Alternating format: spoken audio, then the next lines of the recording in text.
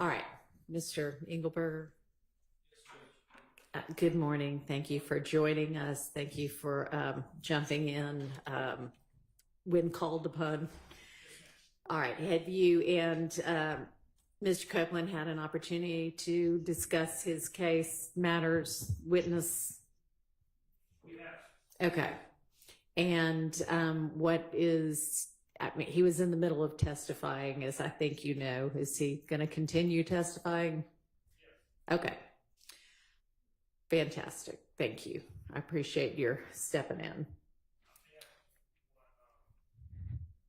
issue, Judge. All right. Can't hear? Come on up to the podium. Yeah, we all have to use our microphones in here. You hear that term, no good deed goes unpunished. So That is probably true. Punished by some other judges for not appearing. So if I have any issues, I would request or ask the judge. Absolutely. Some phone calls. I appreciate it. Thank you. All right. Do any of the attorneys have anything to raise before we, I don't know if we have the jury quite ready or not, but we should within the next few minutes. Anybody have anything before that?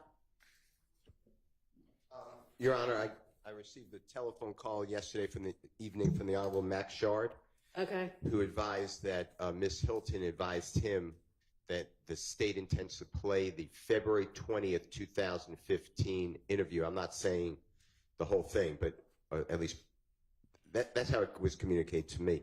And that's Mr. Copeland, Ms. Quarterman, and Detective Curry. Okay. So I have, and I'll put in writing if you want, based upon the testimony, I don't know how we want to do it. We should get together with the state first and see what parts they want to play, and then we have objections to it.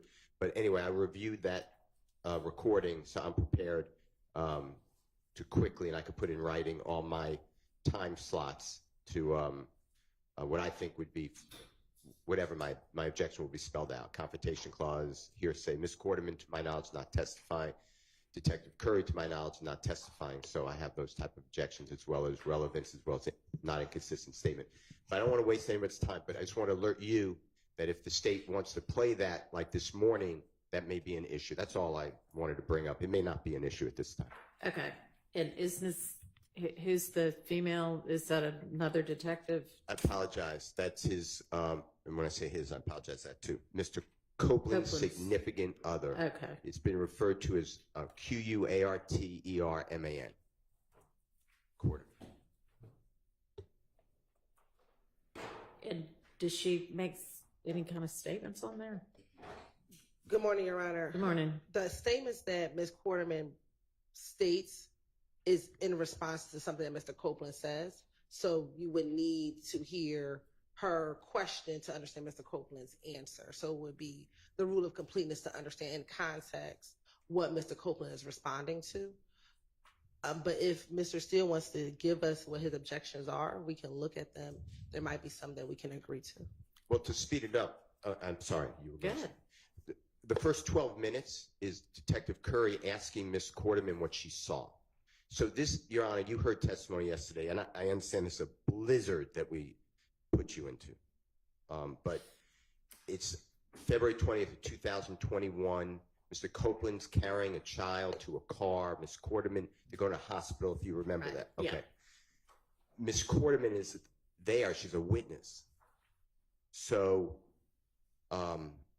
she's asked the first 12 minutes by the detective, and they're both sitting there, so it's kind of an odd interview, but the detective says, I'm going to start with you. What did you see? So that's not, in my opinion, a rule of completeness issue. There is a portion when the detective leaves the room.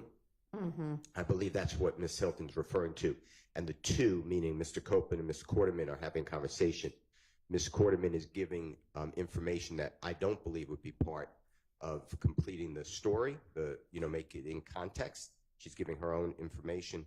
But again, that was part of the issue. Okay, thank you. Is the state's intention to play that first 12 or so minutes that is basically, sounds like maybe the detective interviewing Ms. Quarterman? Your Honor, anything that's just Ms. Quarterman and the detective, no. No. Anything that is just Ms. Quarterman and the detective, no, we don't intend on playing. But the other portions, like I said, if Mr. Steele could just give that to us, we can review it and look at it. I don't think that the statements will be played before lunchtime, Okay. Your Honor. And so we can have an opportunity to look at it. The state also intends on playing the January 11th statement. And so I did call Mr. Shard last night because both the January 11th statement, Your Honor, and the February 20th statement were played. Little bits of them. No, the whole thing were played in June, like June 17th. Okay. And so I did not have in my email any proposed redactions from the defense. So I wanted to confirm that, which is why I called Mr. Shard last night to find out, was there anything, because we did play, I believe, both of those interviews in its entirety back in June, Your Honor. Okay. And do y'all anticipate objections to the January 11th statement other than those we've maybe already reviewed? Well, good morning, Your Honor. Good morning. So the January 11th statement, I did review that again last night. There are mentioned, my understanding of the task is to identify prejudicial, character, irrelevant, things of that nature, hearsay, confrontation clause. I've identified 3 areas on the transcript. I went by the transcript because we have, unfortunately for all of us, we have MP4 format and an evidence reviewer format. And seems like whenever I use a time, the state's on the other time and vice versa. So I'm using the transcript. On page 5, Kenneth Copeland is talking about Mr. Mr. Kelvin Watts, shooting up about the meeting, about the blood meeting supposedly with this gentleman Mo on the line. And I have previously objected to that, saying it's hearsay. I think we've already addressed that issue, and Your Honor has not agreed with me, but for the record, page 5 of that transcript for the January 11th hearing, that's discussed. Page 7, he being Kenneth Copeland talks about speaking to Demekion Garlington, and Demekion Garlington says, "They say Nut just got killed, bro." That's the extent of what he says was said at that time. I believe that is hearsay. And then on page 26, that was page 7. On page 26 of the transcript, there's talk about Kenneth Copeland knowing that Shell Kell shut up the gambling house, and eventually he says thug. I refer to him as Mr. Jeffrey Williams. The raid, that saying that they need to pay for the window. Those are 3 topics that we've talked about in my previous proposed redactions. So, and Your Honor's already ruled on it, but for the record, I just need to state that those are objections I have to playing the audio. All that being said, Your Honor, my understanding of where we are right now, and correct me if I'm wrong, please, the defense has flagged objections that we had that were obvious objections. The state, I understand, is planning on playing videos. We have not addressed whether a foundation has been laid to just play the videos wholesale. Okay. I know that Miss Hilton's been asking a lot of questions and has gotten very responses from Mr. Copeland to her questions. But I still think that that's a topic that needs to be discussed. The state is the proponent of these prior inconsistent statements as they're labeling them. So I believe that burdens on them to show that a foundation's been laid. So from my perspective, we haven't had that discussion yet. We just had the initial flagging of Right. obvious issues because we didn't know Mr. Copeland's testimony at the time where we were discussing these things. He still understands, so quite frankly, we still don't.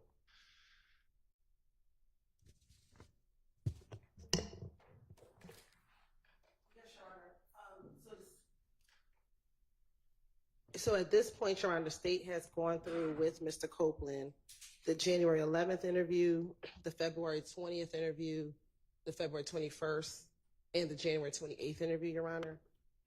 The state's position at this time is that Mr. Copeland has stated he doesn't recall anything that he told police at all in any of these interviews. And while I have been going line by line, which has been a very tedious task, the fact that he has said, I don't recall, I believe I can play the entirety of the interview given that that's his blanket statement, but in an abundance of caution, the state has been going line by line. But I think I'm at the place, in all honesty, that I can play all these interviews outside of the redactions and completeness. I think that the foundation's been laid, that he's been given an opportunity to, he's been presented with them, he's been given an opportunity to say whatever he wants to say about them.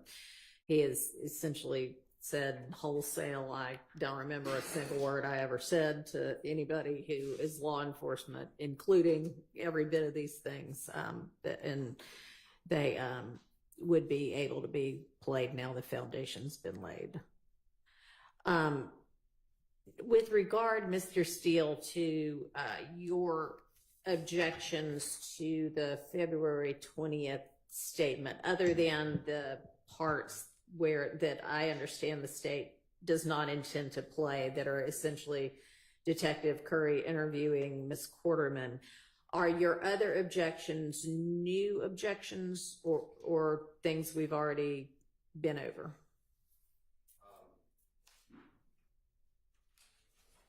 I don't believe we've been over them. Okay. There's speeches made, that's my word. Advice given by Detective Curry on how to live life. Mr. Copeland gives his pontification on what life is about.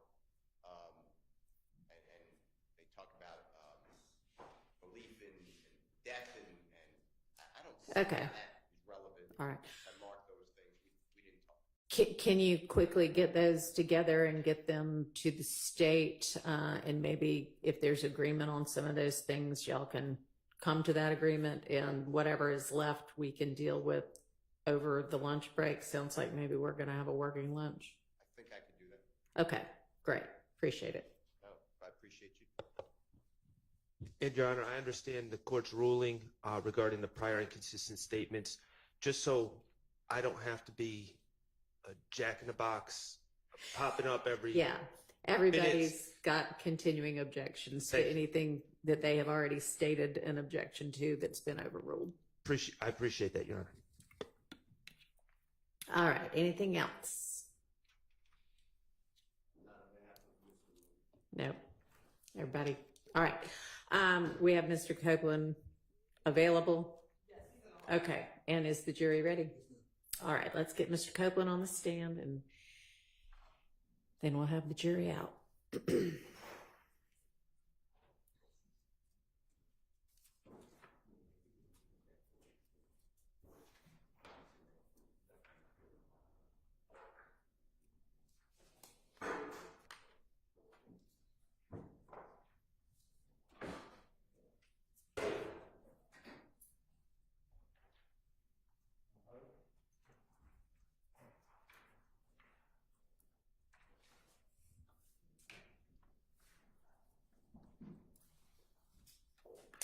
Good morning, Mr. Copeland. Good morning. All right, we're going to get the jury out. I understand that you have had an opportunity to consult with Mr. Engelberger, and we will continue your testimony, and I'll just remind you that you are still under oath.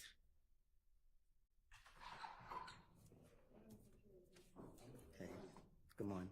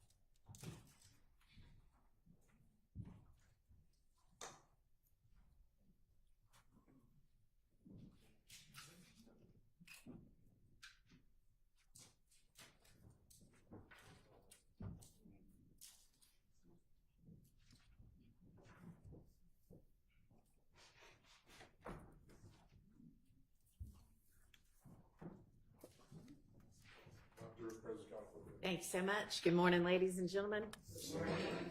All right, Ms. Hilton, you can proceed.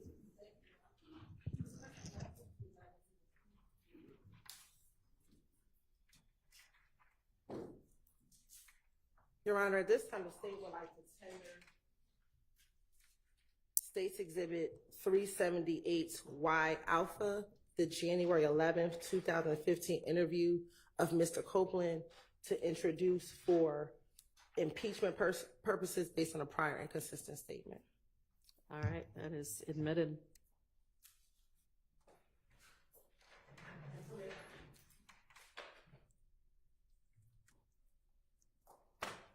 Permission to publish? You may.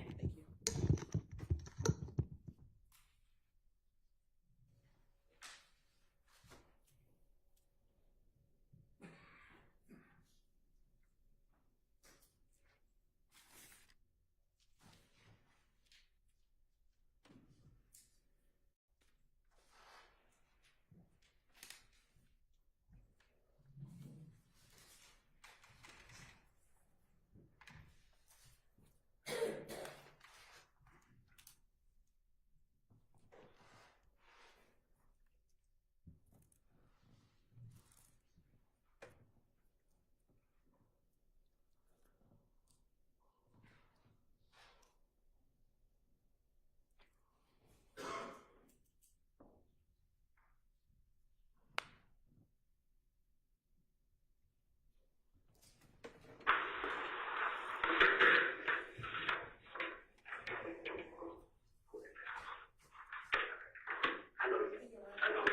Yes.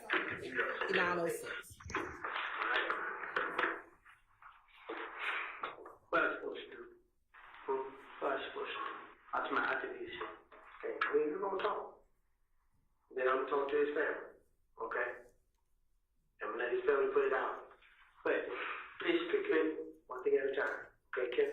One thing at a time. Do I supposed to be listening to it? I know, man, it's frustrating. He's not gonna stop. Okay? The brother is gonna play it. Yeah.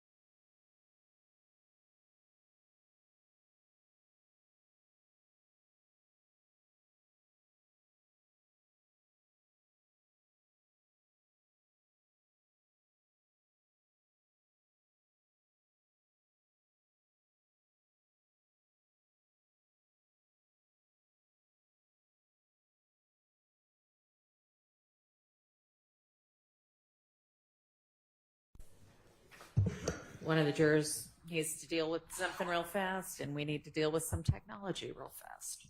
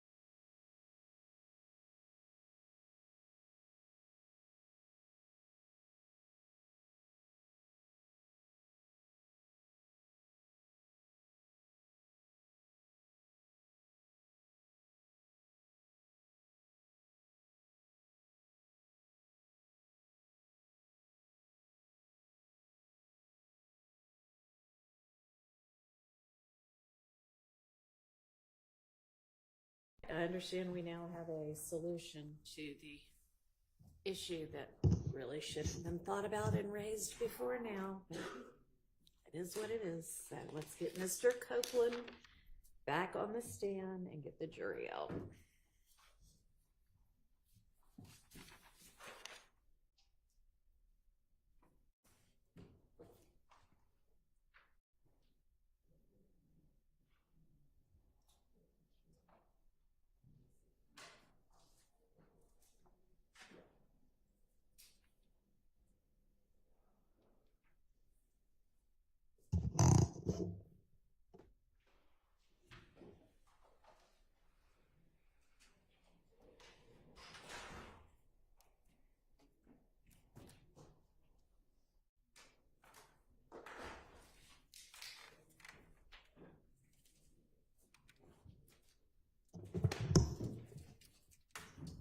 Go ahead and get the jury out. Mr. Copeland, I think we've got a solution so that you'll be able to hear the video while it's playing.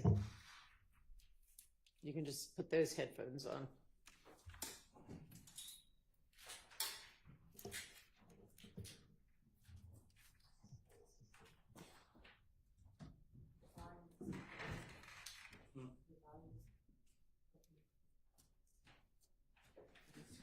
Oh, it's not right there.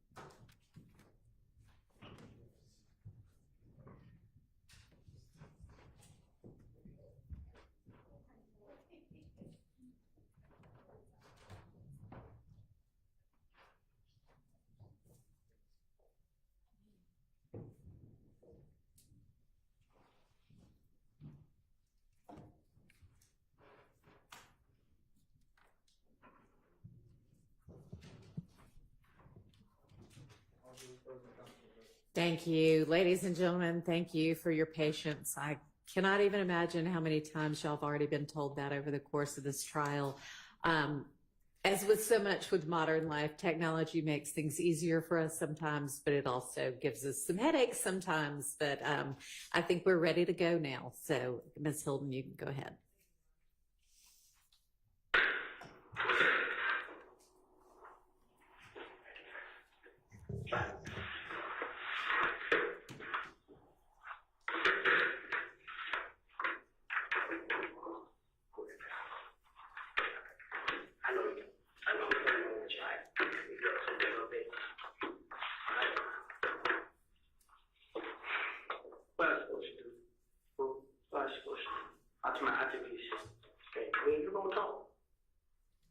To his family, okay?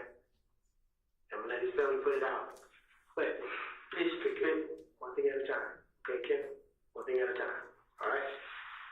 I know, man, it's frustrating. He's not gonna stop. Okay. The brother is gonna, cause I don't know what I did to this man, bro. He won't I've been face to face with him, bro. I shook his hand like he's over it, bro. He's not reaching no more, bro. You feel what I'm saying? Because that's why you gonna sit down and you gonna tell me what's going on between you and him, and then we'll go from there. Okay? What's gonna happen after the victim?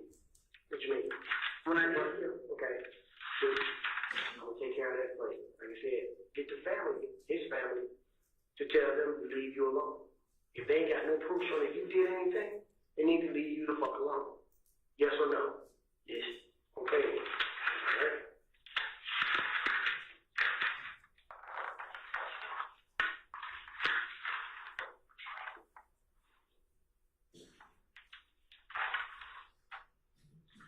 Today's date is January 10th, 2015. Time is approximately 0300 hours at 3 o'clock a.m. I'm here with Mr. Kenneth Copeland. Yes. And Mr. Copeland, can you give me your date of birth, sir? July 25th, 1991. July 25th, 1991? Yes. Okay. You got the middle name, Mr. Copeland? Xavier. Xavier.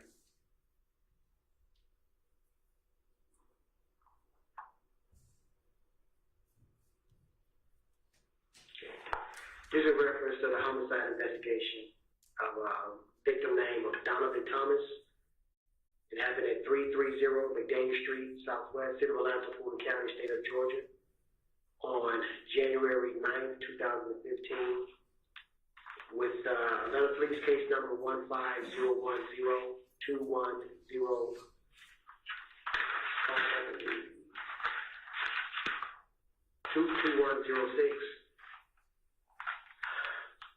When you ready, Mr. Copeland, tell me exactly what you know dealing with this situation. Like now, without everything, tell me everything. What made people want to pull you into this situation to happen? Okay. Me and Kale. You know what I'm saying? Me and him, we had a problem in the club. Is that him? No, this nothing. Okay. All right. Kale, they say this the little brother, but I thought they just changed it, but they say they real brothers. Kale. K-E-L. K-E-L. Kale. Okay. Okay, go ahead. Little brother of nothing. Yes. Who you identified from the picture, which is Donovan Thomas. Yes, sir. Okay, go ahead. Me and him got into it in the club push. What day was that? It's just like every like a lot. Okay. So, but 2 months, 3 months, a year, I was out. Yeah, about I'm saying no longer than 4 months. 4 months. So every time y'all be at Club Crucial, y'all see each other, y'all get into it. We don't even fight, we don't do none of that. The only time I got fighting was the last time. Okay, what was that? Monday, it just passed. Monday.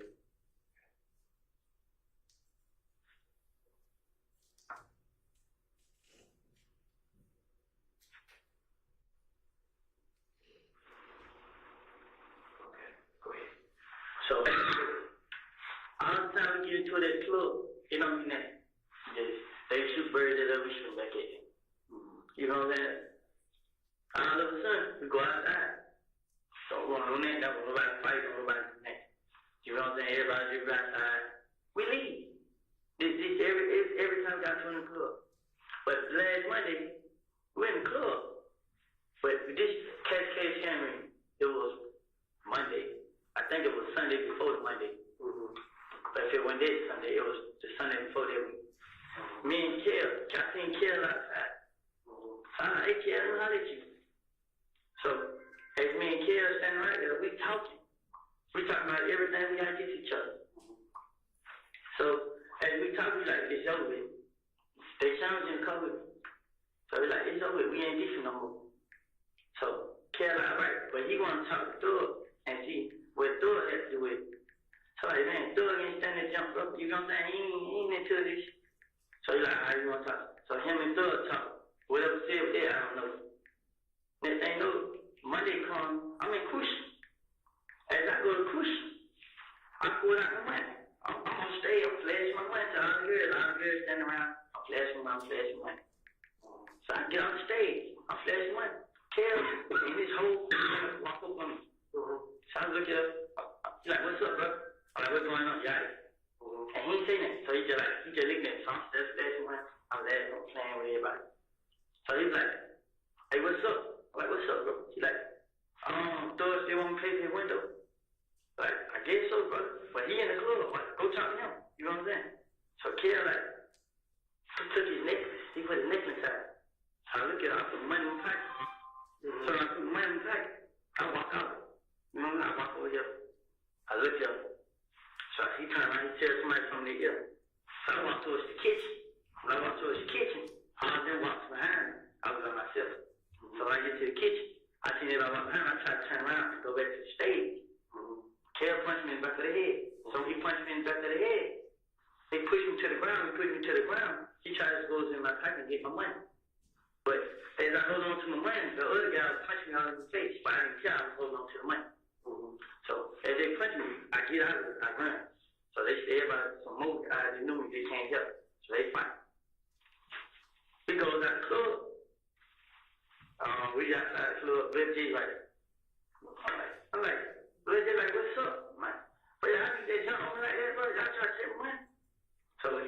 Yeah, the rapper DJ, the rapper. So I'm like, yeah, so legit, I ain't got nothing to do with it. You know what I'm saying? So,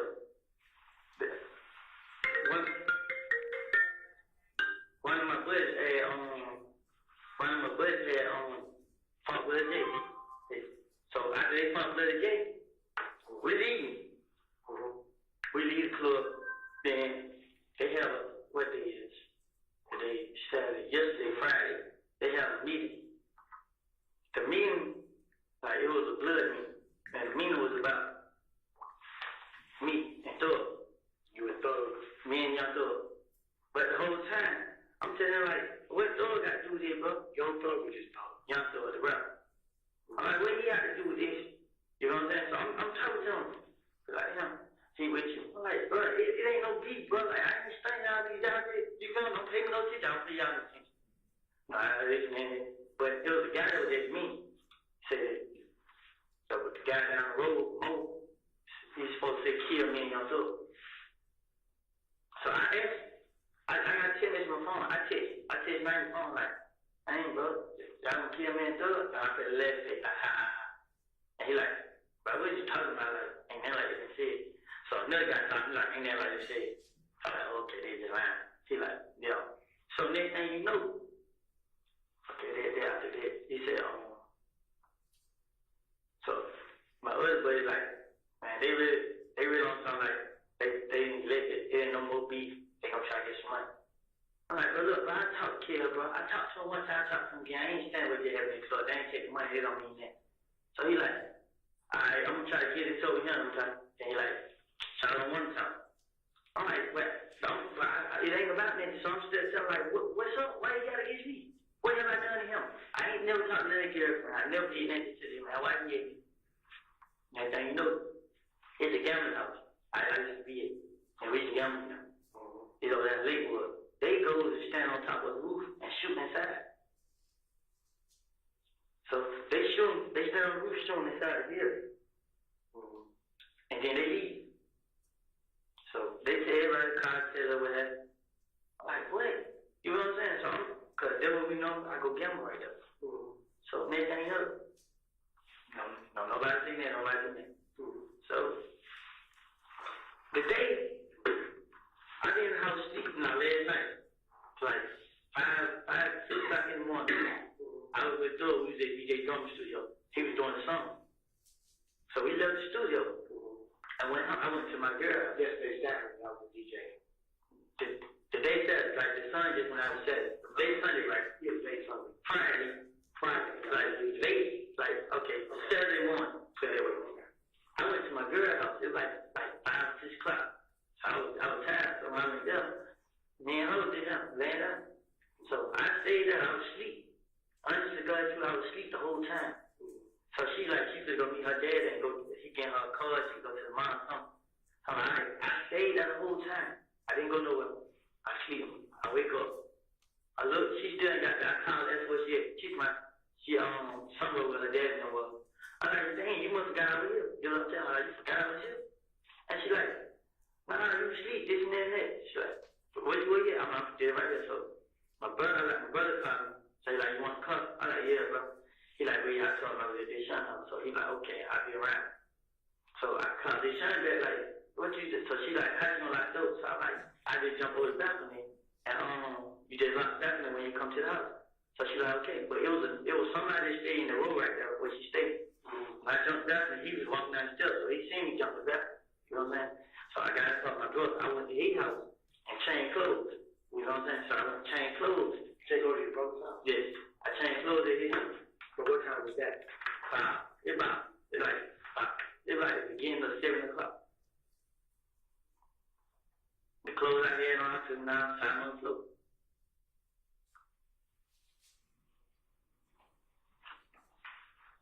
I got the car. I had rolled to the Canterville. The girl said, gave me this. The girl Moochie. She gave me this and some peroxide. I put it on my mouth. And I went to the green store. I stopped outside like 5 or 10 minutes. I was on Rick. I got in town to Rick. I had called D. Like, where you get? So he's like, you on Cleveland. I'm like, I'm to pull up. So I ride on Cleveland. When I get right up by McDonald's on Cleveland, Like deep like, but they say another J got killed, bro. I'm for real, bro. But I'm really just thinking you just talking. I'm for real, bro. Like, yeah, so I'm like, dang. So I like, what happened? He like, well, he just kind of said it. So I'm like, damn, bro, they gonna say I did this first time. I'm like, damn, they gonna say I did, bro. He like, shit. Before no, you ain't do it. So I'm like, shit, who is he? He like, he don't know. You know what I'm saying? So I'm like, all right. So as I leave down, most of them come like, well, you know, they folks my me and him shot nut, Moto. They said me and him did. You guys know from Moto? Yeah, Moonk. Tnook, I think.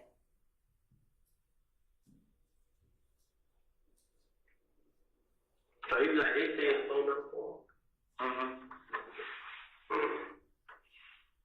So were you and him riding around earlier today? Now, I didn't come out to like, I'm gonna say, I came out here at 7, I'm put it that way. I came out here at 7 o'clock. Okay. Now, when he FaceTimed me, he told me, so I'm like, damn, and they said, me and him did. Yeah. So, first time I did, I confront like this, bro. They saying I did it, bro. I need to go out to the headquarters or something. Like, we don't need them call you. Now, I told everybody I didn't have anything to do with it, so I called. I was trying to get best advice I can. And next thing you know, they was like, I called the girl mama. I was talking to her before they shot her house. And her was talking on the phone. I'm gonna give you number right now.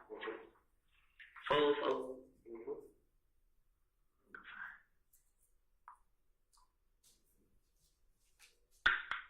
662 8935. That's who dropped you off?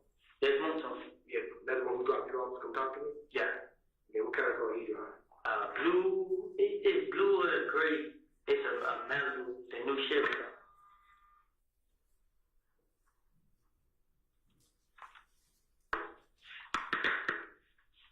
Okay. Is it blue or gray? Which color is it? It look like it's like a light gray. I mean, like a light. It's a color like probably like gray blue. Like gray. It's a Malibu. It's an Impala, the new kind. Is it Impala or Malibu? It's a Chevy. It might be an Impala. It's the newest 2015. It's a rental car. Okay. Okay. So he they contacted me and him did. So I'm telling him like, I'm going out here. You know what I'm saying? I'm telling him like, he gonna wait on y'all to call him. I'm like, man, you tripping, bro. You can call now. You know what I'm saying? He's like, man. So what I did was, I kept asking. But I still got a message in my phone. I can show you. I was asking everybody, like, should I go down there, bro? Because I didn't do it. They come scan me. They do everything. I didn't do it. They check my phone record. My folks call me and show you where I was, show you every car that I talked first, they show you where I was now. I didn't do it. I never had a problem with nothing. Me and nothing ain't never had two words to each other. Me and nothing was always okay. You know what I'm saying? The only person I had a problem with was Kev. I don't really be with him. When we see each other, they dump me up. When they be with him, they don't dump me up. Boy, every time, but me and him, we just look at each other. But the last time, we just jacked each other up. You know what I'm saying? I'm like, bro, what's up, bro? Like, let it go. He like, it ain't no beat. Do what he tell me. But y'all jump on me and take money, try to take money from me, but I ain't let the money go. But the club on Derek, he seen it on the video. He see I ain't do nothing. I ain't starting. He see me walk my club flashing money. He seen I talked to him. You know what I'm saying? I don't know what's going on with Kid, man. Like, Wednesday night, I even told the girl, I'm like, you need to call the police and have them meet you. Go to your house, because when me and him was talking to you, like, he know where she stayed. You know what I'm saying? Like, I'm brother trip, brother. You know what I'm saying? Because me and him been on each other. You know what I'm saying? But he don't join the game. And now he just think he big bad wolf. But the whole time I'm telling him, like, bro, it ain't that serious, bro. Which game is Cal join? 9 Deuce, Inglewood, ABG.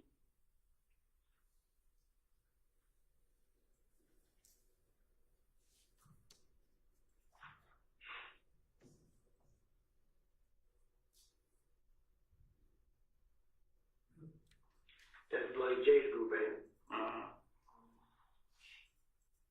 Did you know Gangster? You know Gangster? You know. Oh, you said, is he a gangster? No, I said, do you know his partner, Gangster? Oh, no. Bloody J Gangster. They said Blood did play him. short, stocky, mustache, Yeah. beard. Yeah.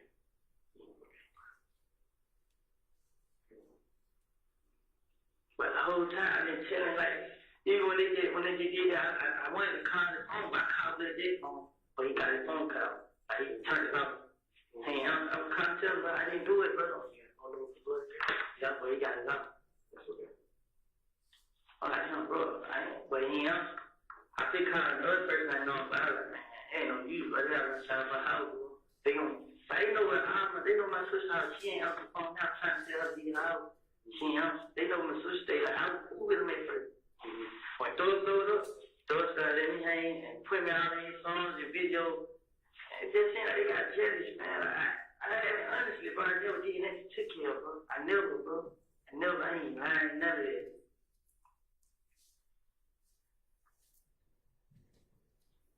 Four 518 9892.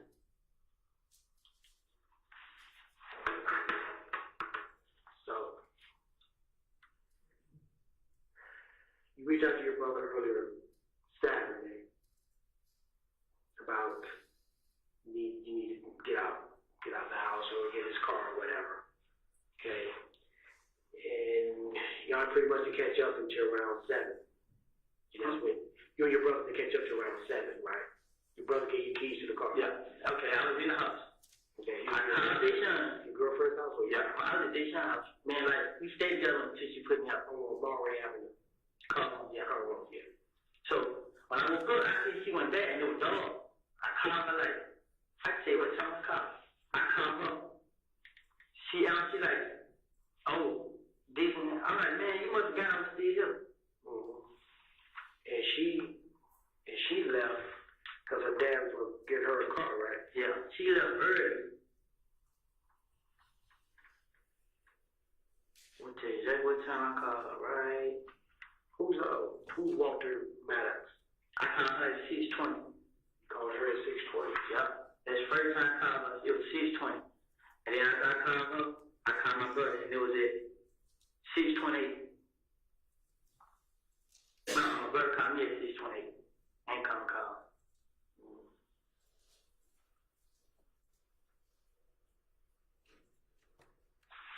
Who's Walter Lee Maddox?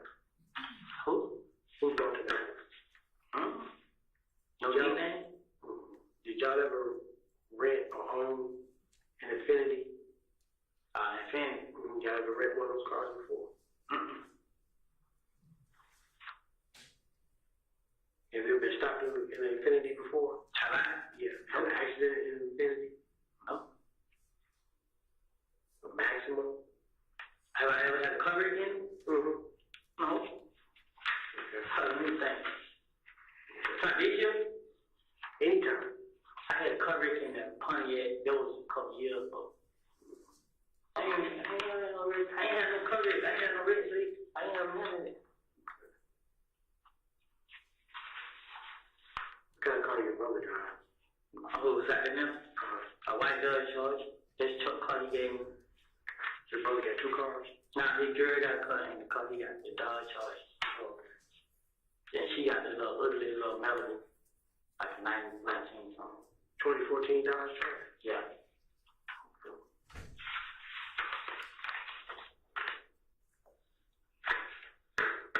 White.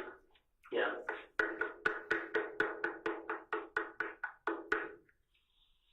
Who drives a Nissan?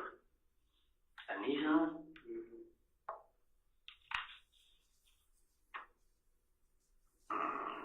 What color?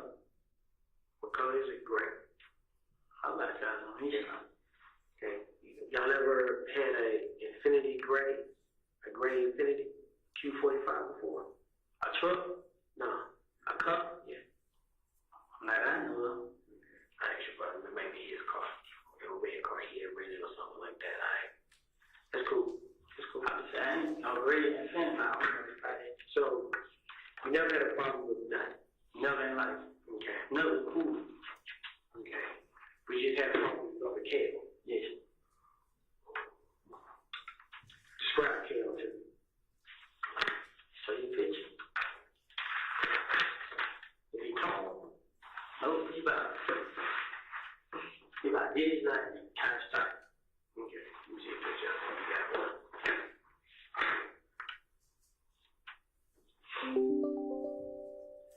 See, it was more talk, they dropped you off? Yeah, What kind of car, what sort of car was that? and Paul. Grace, It's a city car. grace blue.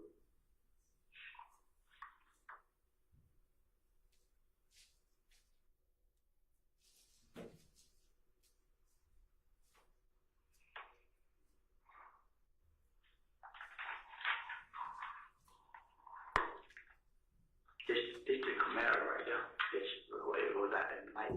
Yeah. What car is that? I think this might be his car. Okay, who's that? And who's that? Who's that? His name Lil Dave. He be with nothing yet. Okay.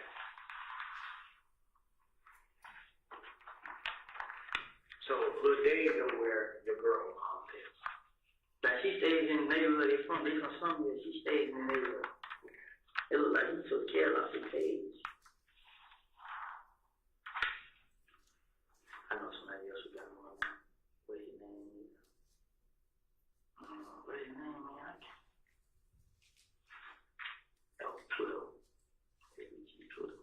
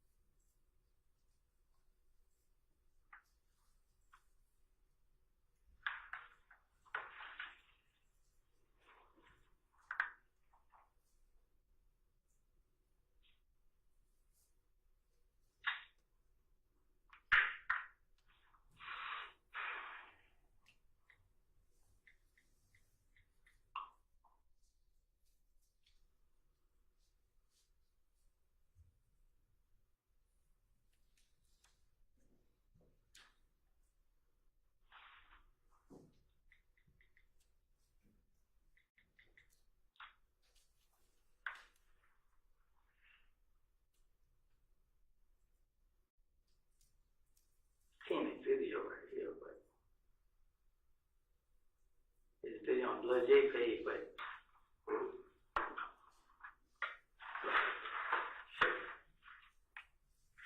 it keeps stopping. I'm gonna take a picture.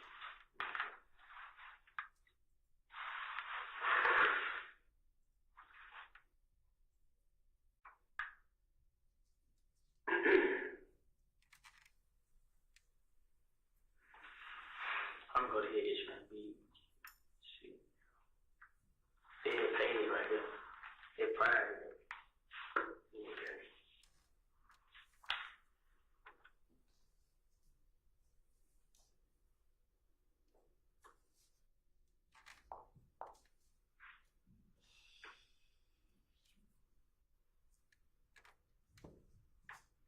Okay, describe.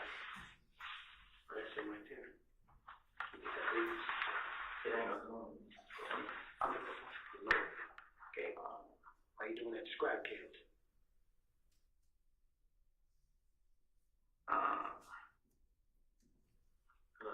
going to that page.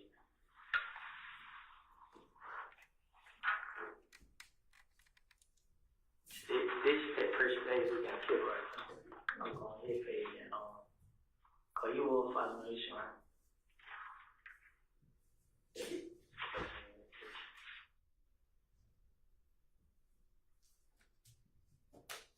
He got a picture I just seen.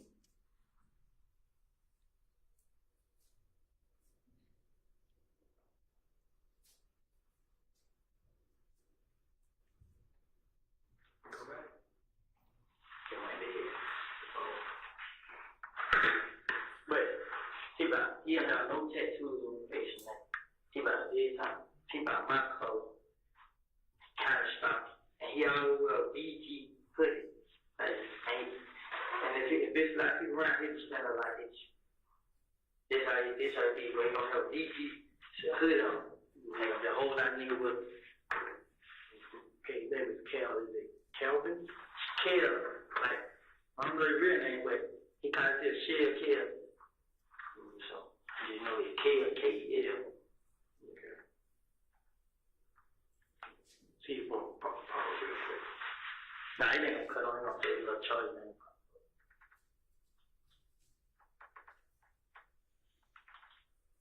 Yeah, pop over. Let's put on Charlie, take about 5 minutes, come back on. So we got charge these. Let's see, we got all the officers back. All right.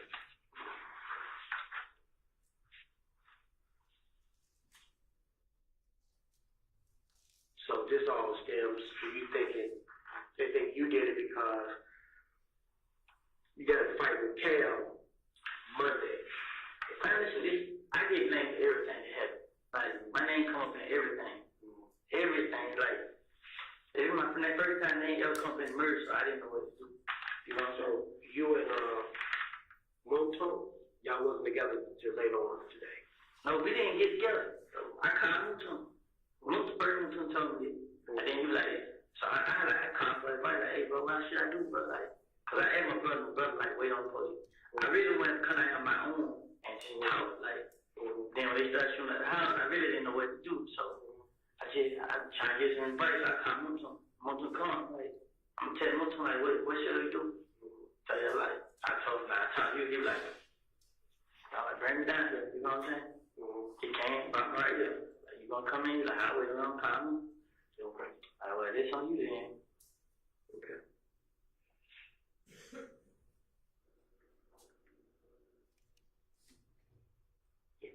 Give me a minute, right back. Well, okay, I feel you on this part, but Okay, go ahead. I can this. What like? What I'm gonna do, bro? I mean, Because I know they, I'm gonna talk to Nuts' mother, and Kel is Peanut's brother, right? I'm gonna let her know what the deal is. Okay. All right. So we'll take it from there. Okay. They continue to do, and you see who it is. Okay. Call. If you see them run around the neighborhood, and you know what they're about to do, call, because there's gonna be an alert out for this. Okay. I'm telling you, like right now, I'm telling you, the only reason I'm scared because I didn't do it, and I don't want, I you know feel what I'm saying? That can have to be on my time. all you do is extend to his brother to extend to them. And if I'm able to talk to Cal, I'll let him know the same thing. If his mother go ahead, maybe can get me in contact with Cal. I'll talk to him and see if that is him and his crew doing that. It is. I'm not gonna sit here and lie. It's him. Let me ask you this, to be honest. Do you belong in the game?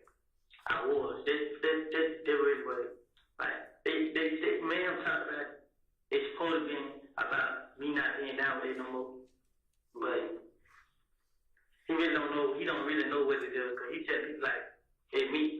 Okay, so you got ABG. Yes. But it was in 2000, I had went to jail in 2000. I think it's 2015 now. I went to jail in 2013, 12. I went to jail in 2012. And I did a year. But when I went to jail in 2012, I didn't get down with the game. I told them I went in. So when you got out in 2013, you told him no. I never told them. I just started going around and I went claiming. Okay. You know what I'm saying? So now they see me with Thug. And then I'm claiming YSL. I'm like, you know what I'm saying? It's real. So I'm going to get some money. And that's what we told a couple people.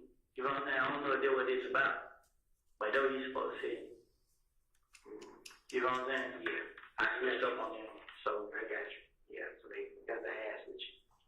but I know they saying like, I just know it ain't gonna be over with. I did something. I know it ain't, you know what I'm saying? I ain't trying to go to jail. I ain't trying to go to nobody. None of this. Me and nothing ain't never had a problem. You know what I'm saying? Somebody, I was showed you. A person come on my Instagram page and say, you gonna die tonight. They come on my picture and say, On your Instagram? yes, you gonna die. What's your Instagram page? WOODY 372. WOODY. DY 372.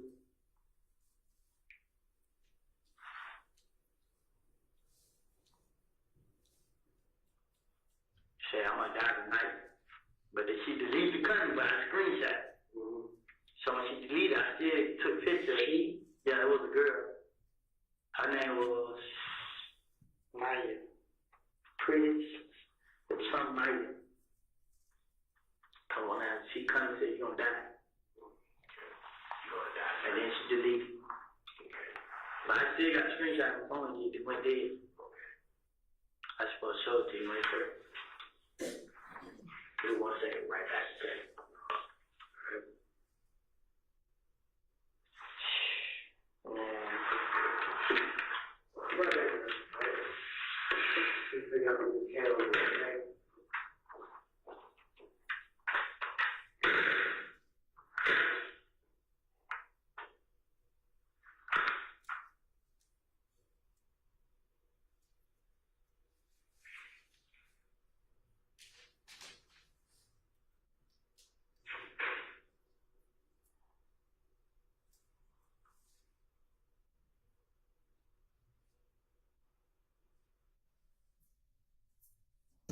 You're right. We're going to pause at 3:32:11 and resume at 3:35:48.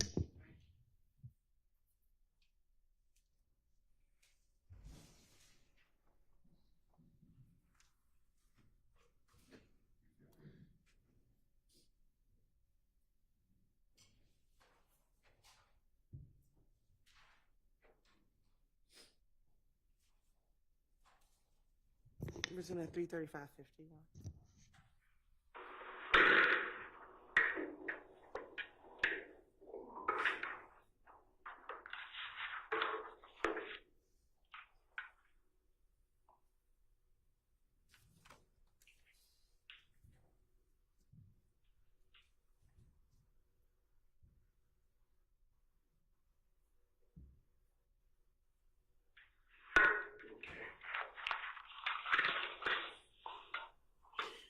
You got no for Cal, do you? You got no for Cal? No. I had it. Yeah. Who's that? No.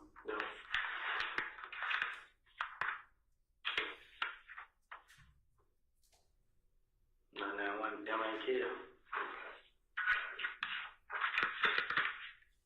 So you know what you got?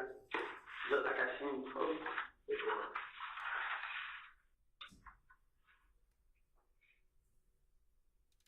Look like I seen both of you with a kid.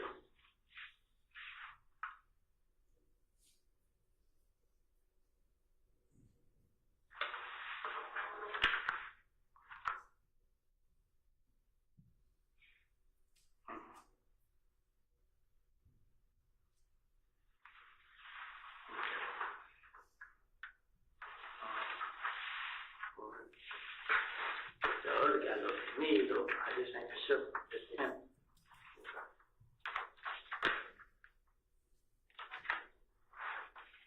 Alright.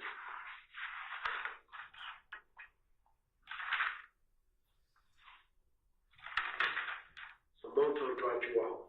And went about his business. And he drives English gray or grayish blue Chevy Impala or Malibu. Yeah, this is a rental car. Okay, it's a rental.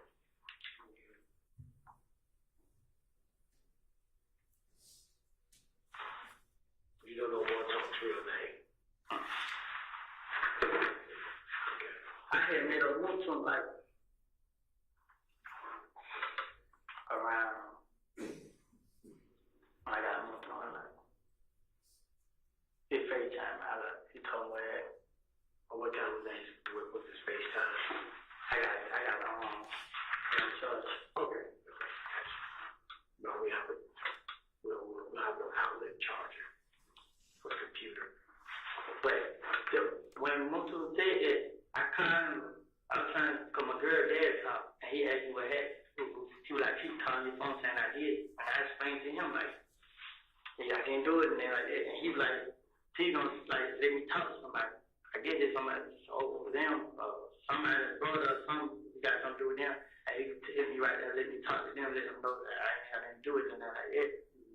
And then them me and her dad was talking about And I'm like, okay, I'm ready to go down there. But I told him too, like, you think I should go down there and talk? And he's like, nah, because they might find out we're happy. You know what I'm saying? And then you ain't got nothing to do with it. They just, like, okay, just like, when they come talk, you just go down there and talk to them, then y'all go do that there.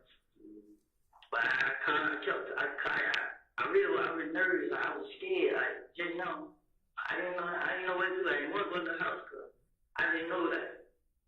Dang, bro, like, everybody gonna sit here and say, oh, I did that. I know, I go through this every time. Like, the guy got robbed.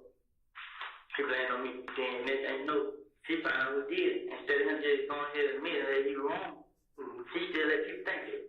You know what I'm saying? So, I can't do nothing about it. And now somebody's dead, and they think it's me. But I can't. It ain't. I ain't afraid of. You know what I'm saying? Nothing. But I just don't want to go to jail or die about somebody to do. And I just know he have a point. Care have a point to who I don't know. But it just now like he constantly. It just won't stop, bro. Like it ain't nothing I can do. Like. I can do this, I can do that. Like, they know I stayed because we were cool. You know what I'm saying? I took my sister's house, my brother's house. We was one night together and everything. Not care, but the ones that be around me. And yeah, all of a sudden, like, that's what it means. Like, I don't know what it was, man. I honestly, I can't, man. Like, I'm so confused right now. So, me and nothing each other, we deaf each other. He like, what's going on with you? And they just chill, man, trying to shit money. He like, man, they about to be a thing and go on. You know what I'm saying? But it's just, man, I didn't know right now. You know what I'm saying? Like, you can talk to them, but somebody still gonna think I did it. Like, don't matter where I do, where I go, you know what I'm saying? I got sisters and brothers out there too. You know what I'm saying? I just feel like now everybody thinks they just shot my girl mama house up. So I don't tell what they gonna do to my brother or sister. They gonna see one of them. I didn't have nothing to do with this. Like, I never was deaf on nobody. You know what I'm saying? I would never stun them, but I still ask me like, wait, what y'all got to do me, man? Don't have no money now? I just pop like that, you know what I'm saying? I thought I was popping money. That's how I talk about money. But now, this man go show a girl mom house, bro. Like, that ain't gonna call for, bro. Like, I'm so worried right now because I talk to her on the phone, she crying, and then I don't know if she gonna put on me, but like my phone, when I talked to her, she didn't say that. But I just told her like I didn't do it. Like I don't know what to do. Like I didn't do it. Like I'm lost. Like right now, man, I really am. Man, I'm scared. I'm lost. I'm always wondering. I can't even think, man. Like I don't know what to do, man. I don't, man. Cause my name come making everything. I'll be the same way. But now somebody's dead, and I just know. I know how to feel to lose one. You know what I'm saying? I lost my closest friend. You know what I'm saying? And now these niggas, they showing up people's mama houses and stuff like that, bro. Like, and it ain't even dead. It ain't. It's a game. It's the whole clip. You know what I'm saying? They deep. You know what I'm saying? That's the only thing that put fear in my heart, because now I gotta watch out for everywhere I go. I have to watch out, and it ain't nothing I can do about it. You know? I didn't have nothing to do with this. I didn't kill him. I didn't have him killed. I didn't never try to fight him. I didn't have never try to rob him. I had never done nothing to him. Me and Kelly, we don't see each other plenty of times in the street. Ain't never did that to each other. It been plenty of times. Ain't never in life, man, like never. I'm so frustrated, man. I call my brother, man. Then the advice he gave me, it ain't no good. What advice your brother gave you that you think is no good? I told her, I'm gonna call her, but call the police and have them come to the house. You know what I'm saying? I usually tell y'all, but it ain't gonna be nothing y'all can do. You know what I'm saying? Cause from what people say, retarded. Kill's supposed to be retarded, something like that. You know what I'm saying? But I ain't scared of him. You know what I'm saying? It's more to life, bro. It's like no matter what I do, everybody always blame me for stuff. I know there's a lot of people against me. You know what I'm saying? But I'm frustrated, man. I can't. Right? I can't. I want the income. You know what I'm saying? I didn't know. People like, man, they'll lock you up. They can't lock me up. I didn't do it. You know what I'm saying? They don't tell them. They're like, man, but they keep telling me to wait and this. The other wait. I don't want none of this shit. I'm go out now, get out of the way. Then when I do, then wait. Just do what somebody tell me. When I go down there and tell y'all, and y'all go out there, who gonna stop me? That's the only thing I'm afraid of now. Who gonna stop me? I'm really am scared, man. Like, it might seem crazy, but Do you know, did you hear anything on the street about who may be beefing with Nut? I didn't know Kev been running around shooting my place. You know what I'm saying? Mm-hmm. But he, like, me and him ever got to it, he never did that. Mm-hmm. He done came and set up the Kevin house. Mm-hmm. But this ain't the first time he did it. This is the first time he did it. He shot everybody up. You know what I'm saying? But didn't nobody know it was him. And then he got into it with his girl. She came back and said it was him. You know what I'm saying? That's why I told like pay for my window. Right. You know what I'm saying? 'Cause he shot the window. Mm-hmm. So he was like, "You gonna pay for it?" You know what I'm saying? So, gotcha. Nut ain't had nothing to do with this. You know what I'm saying? So, it probably what happened to Nut probably ain't got nothing to do with this. Was Nut in the game? Yeah, Nut was a big dog, but a big dog is like Nut ain't a big dog. He a big dog, but he not that over the whole game. You know what I'm saying? So Nut just care, bro. He cool with everybody. Nut cool with everybody. You know what I'm saying? Well, I say a lot of people, but it Kale was a problem. You know what I'm saying? He always have been. Like me and Nut have talked about Kale. That's right, man. If you let him have that, like, I ain't studying, man. I don't pay no attention. Like, I just want to plug. Like, you kind of push on Derek, and you talk to him, and he'll tell you, and he give you video. If you look at video of me in the club, I don't even pay him no attention. Like, we look at him, he goes, I don't be like this. You know what I'm saying? You see me throwing money, I'm flashing money. They throw up money, they throw up money. That's how they keep saying. You know what I'm saying? That's how it is, man. Like, I don't know, man. I don't know what to say. Don't say. What can I do? Where can I go? When I leave the other day, where can I go? Because I have a lot of sisters and brothers. My mom had 10 kids. Half of them got their own houses. You know what I'm saying? Is it around the area? Yes. My sister, I got a sister on Boulevard, sister in Oak City. My grandma stay in Oak City. My girl stay in Culver Home. My brother stay in Culver Home. My other brother stay in County. You know, I got that. But they understand. My sister, I'm afraid they might know she stay on Boulevard. And my big sister, I know they know she stay in Oak City. Yeah. Because they one night there with who did. He killed right hand man.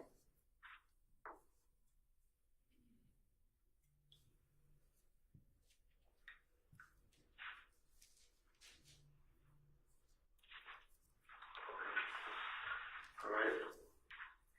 This will conclude the interview with Mr. Kenneth Copeland. Ending time is 03:48 hours, would be 3:48 a.m. Talk to your brother real quick and that's okay. Okay, what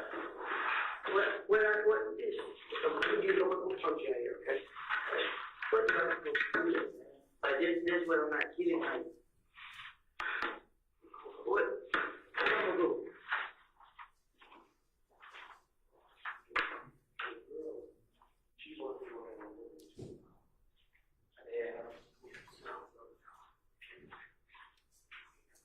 No.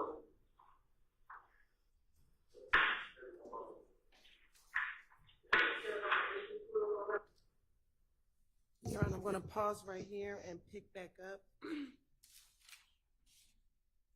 at 3:50, excuse me, at 4:05:03. On the.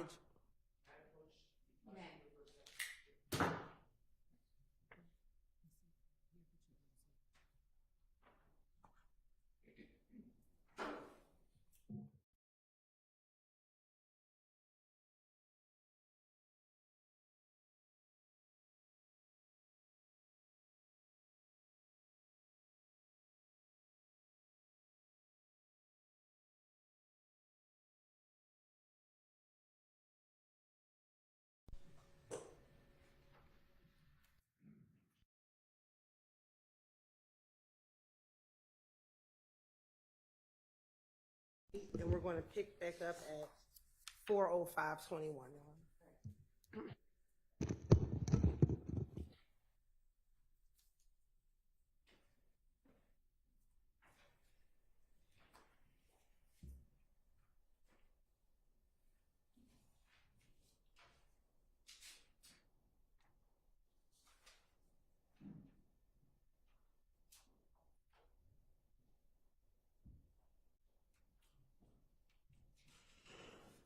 Restarting at 4:05:05.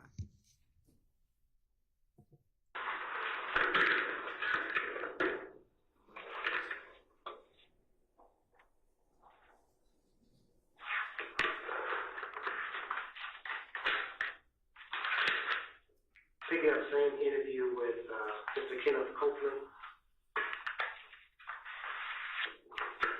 He'll give information in reference to the homicide investigation of Mr. Donovan Thomas, which happened at 330 McDaniel Street, Southwest. 11 police case number is 150102106. Today's date is still January 10th, 2015. Time is approximately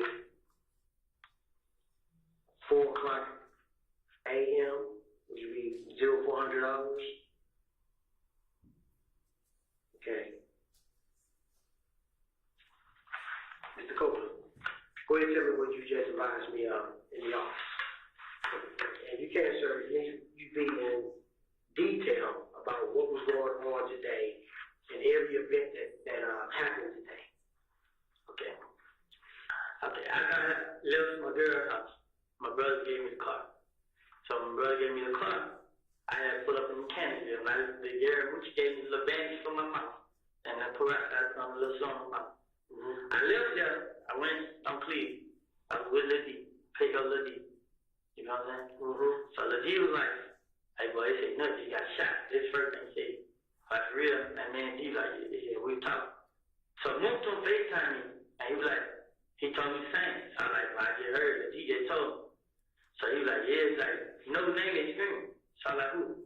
I like, shit, you know, I already know. He like, yeah, but he got shot, so we wouldn't think it was a big deal. So like, alright. So Moonton like, he could come out. I was like, alright, come when you come out. So I got a phone with him. So I took the deep down to the whole house. I'm gonna scream my name to the girl house. I went and got this young. I put up at Georgia's house. I called her, she came out the door, she got out the door.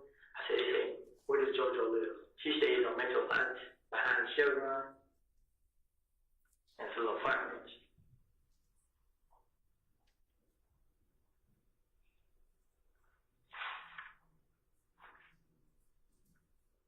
Okay, go ahead. So, when I went to their son up to JoJo's house, I told their son, like, they say, Nut got shot. And she was like, for real, the one, him and her dad know each other. She was like, yeah. I said, this and I did. Like, everybody on Twitter, like, R.I.P. Nut. So I'm telling her, like, damn, man, like, so she like, what we gonna do? I said, man, I'm gonna go out and talk to the police. She like, okay, this is me and this young talking about. But I had, me and her rolled out. She said she wanted to have me. She ordered food. She had food. So we were going to my brother's house, because I was going to talk to my brother about what happened. I seen him tennis. And then when I get to my brother's house, I'm turning left into the apartment. And where do your brother live? Come home. I'm Maury Avenue. I'm turning left from Pine Road to the inside the apartment where he stayed. I see this Camaro flying behind. But when I turn left, the Camaro was like, they go straight. And then I go, instead of going in front of the door, I went around to the gate. So as I went around to the gate, I had the wrong gate color. So the gate color was to the son's apartment. So as I was kicking, it went go upside the head back to go park around in the front. Because I was just had to have a brother call the police. So as I bed back, I see the same Camaro fly to the stop sign, but it was going to stay there initially. And they turned left behind. Like, when they turned left, I was in front of them. So I went to the stop sign, I made the left.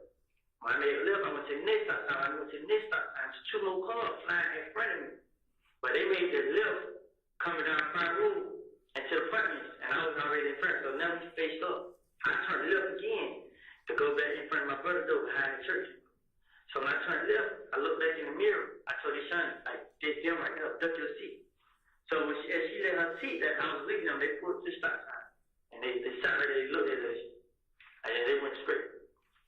I got in front of my brother's door, I ran the stop sign, I went right. I went to the other stop sign, I went left. I took out, went towards the precinct. I went through the little what's name and got me expressway. Precinct where? Like on Lakewood, FCA. Okay. I went that way. I got on the expressway. I got on City Road. I was going to my grandma's house because I knew they didn't want to know that's my grandma's state. son off at Jojo's house. And I got Jojo dropped his son off. We took the car to Greenbrier in front of the police precinct and left the car there so they wouldn't shoot nobody in the car and then like that. So we parked the car in front of the precinct and then we rolled out. That's why I had Motul come meet me. Motul can't meet me then and they son got to call me. So when they got to call me, we had went right there, we went to the where we go? We went right there to the McDonald's on Metropolitan, you know, it's right there by the little DP. We went right there.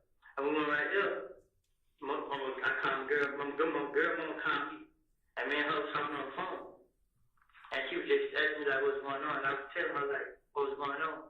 And she was just like, okay, all I need you to do is just don't go out there and get yourself in no trouble. And I was explaining to her like, I ain't going out there. I'm like, I'm not going out there. I'm not trying to let these folks see me, but they go and shoot up my houses and stuff like that. You know where you stay. So she was just like, it was loud where she was. I wasn't expecting her to be at home. So she was like, okay, don't worry about this and that. And so when I got off the phone with her, I called my brother. So I'm like, bro, I sent him 10 minutes like, bro, I think I need to go down and talk to these police or something. Cause I'm like, cause I ain't do it. And I wasn't nowhere around. So my brother like, he called me. When I tell him, he called me, he was like, all right, and he was at the restaurant, the bar in Canada. So when I called like, but they son kind of told me, so I like called they son mama back. I mean, they sound like they shot my mama's house, she crying and stuff. So back here, I called my brother, he ain't answer. I called my sister, she ain't answer. So I'm trying to call tell them, they house, but my brother called me back. So I go, they just shot they son mama's house, what Brittany? He like, she at the house. He like, I heard her go down and call the police, just like I told him. He like, okay. So what he did was, he heard her went to his house. When he got his house, he called me like, I'm at the house. Like, I'm getting ready. Like call the police, bro. Call them, tell them, come to the house. You know what I'm saying? He like, you want to talk to him? I'm like, yes, I want to talk to him. All right. So as he did that, they son dad called me, and he was asking me like, what's going on? And I was telling him, I explained everything to him, and he was like, what kind of car they drive? I was like, it was a red Camaro with a black top sign behind it. You know what I'm saying? And he was like, what else? It was a gray car. And it was I think it was two gray cars in the same state. So he was like, all right. Then he was like, yeah, where I was, I'm on the expressway. I said, okay. So my brother called me like, the tip said you want to talk to him? I'm like, yes. He's like, well, all right, come to the house. I'm like, all right. But I was so scared, like I was going far out. I was just running around. So I had went first, I went like towards Hateville. I got on right there where the chick fled. I had got on right there, I rolled down, went to the gas station, got the gas, got back on the freeway. I went towards Lynch. When I got towards Lynch, they son had called with you right there.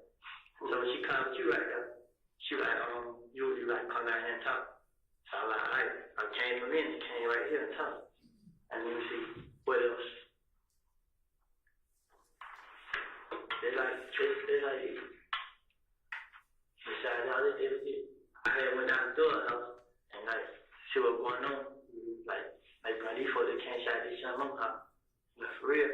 Yeah, I'm like, bro, what I supposed to do, bro? Like, man, get out of the way, bro. Let 12 handle that. 12 deal with that. That's all he kept saying. Like, man, bro, you talking about let police handle that and deal with that, bro. These folks kill him son. He's like, man, folks, he know them better than that. I mean, them folks, man. I honestly, it got me lost on confused, on frustrated now, but I ain't do it. I ain't have nothing to do with it. Can't nobody say they seen me do this. Can't nobody say they seen me do that. I ain't have nothing to do with it. They come shooting at my house. They ain't got down to the bottom of the story. They don't know what's going on. First thing, you come right in. First thing they did. First thing, like, my name come up and everything, but some people are trying to hear out. Some people won't. You know what I'm saying? But I know what it is. You care. Everybody calls the phone. Be careful. It's a lot of them. They got a lot of guns. Be careful. It's a lot of them. They got a lot of guns. They was everybody calling. So I honestly don't know what to do. Like, you know the kind of car I got. They know what I say. It ain't nowhere I can go. It ain't nowhere I can hide. I can't connect. You got the white Dodge Charger, right? Yes. What else you have? That's it. So my brother called. He let me drive. What kind of car your brother got? That little gray Malibu.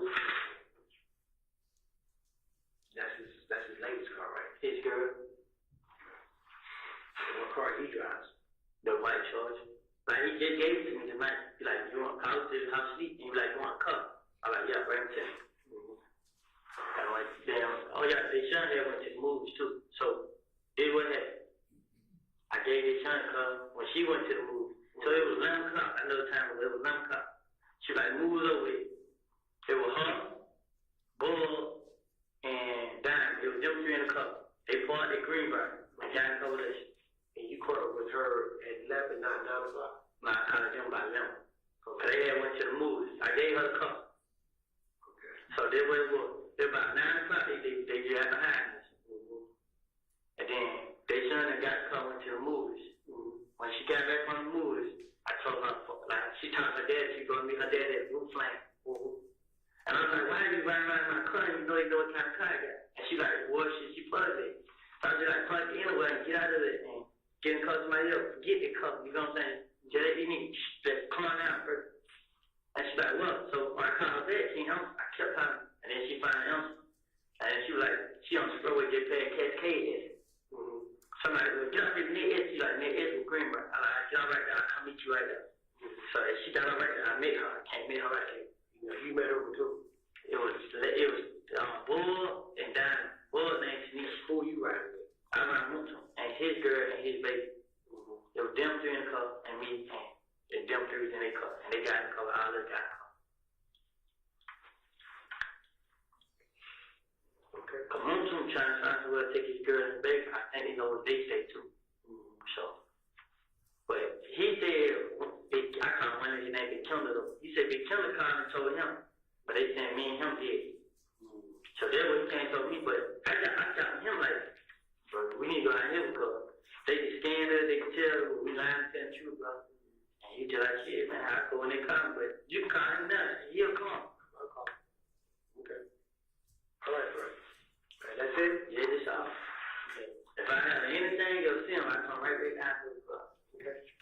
I ain't got no problem with nothing. I didn't do this and none of that. It is now 04:18 hours. It be 4:18 a.m. Conclude another statement from Mr. Kenneth Copeland dealing with a homicide investigation. This is Donovan Thomas. Atlanta Police case number is 150102106.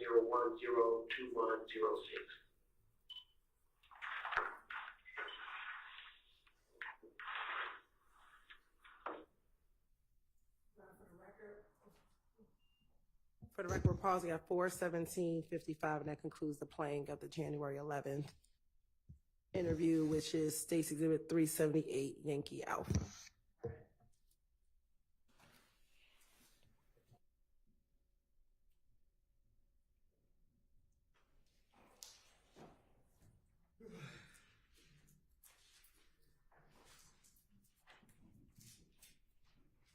Judge, Yes, I can go to the bathroom?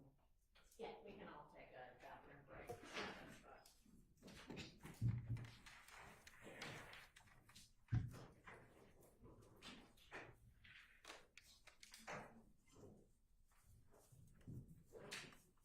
All right, so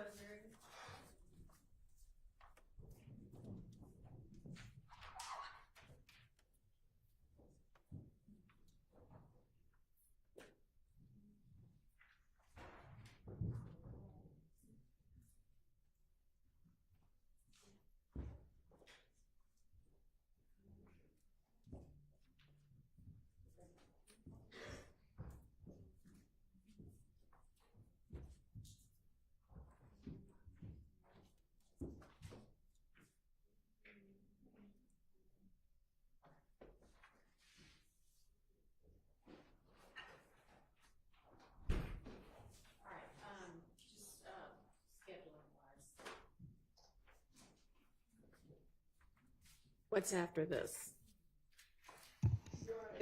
It is the state's intention to play the rest of the videos. However, I have not heard anything from defense counsel regarding the redactions I sent over to make sure that they were okay with the redactions from the January 28th. Okay. The Well, February presumably they had plenty of time during the hour it took for us to get the technology up and running for Mr. Copeland to be able to hear. So are y'all ready on the defense side to provide those over to the state so that maybe we can work over the lunch hour. And I'm sorry, I should be clear, Your Honor. I know that Mr. Steele is working on February 20th that he needs to give to me, but the other interviews are what we discussed 2 weeks ago. Right. And so yesterday I sent over the transcripts with the highlighted areas to confirm Okay. that those are the redactions, and so I haven't heard anything. Well, that shouldn't take much time. I mean, is the defense pretty much ready to go on? So, Your Honor, my understanding from communications with Attorney Hilton is her intent is to play the 220 interview next, correct? So long as we get the redactions, but if I don't have them, I don't want to delay, so I would go to 128. But if we get the redactions and we can deal with it, then I can move forward. So the 220 redactions are not something that's already been redacted. That's the ones that Mr. Steele was saying need to be discussed.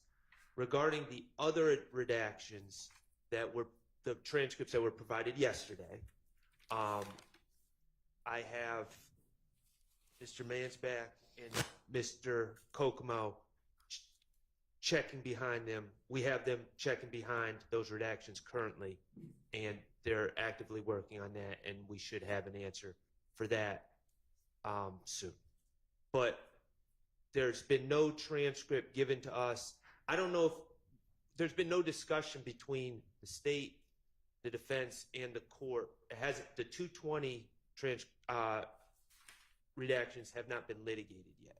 And I think that's the next. Okay, I'm not really sure why that is even the case, because I thought we had covered everything y'all wanted to cover when we were going through his statements last week. But be that as it may, that's what we can work on over the lunch break. We're going to have a working lunch. But you can quickly, like in the next 10 minutes, 10, 15 minutes, turn around the others, or no? Well, the others are later. I don't believe that the state is planning on playing those next, but we are working on those. But I think what Ms. Hilton was saying is, no, ideally she wouldn't, but instead of holding up the jury yet again, she would be willing to go out of turn for that. Is that right? Correct, Your Honor. Which one do you, in an ideal world, which one are you trying to play next?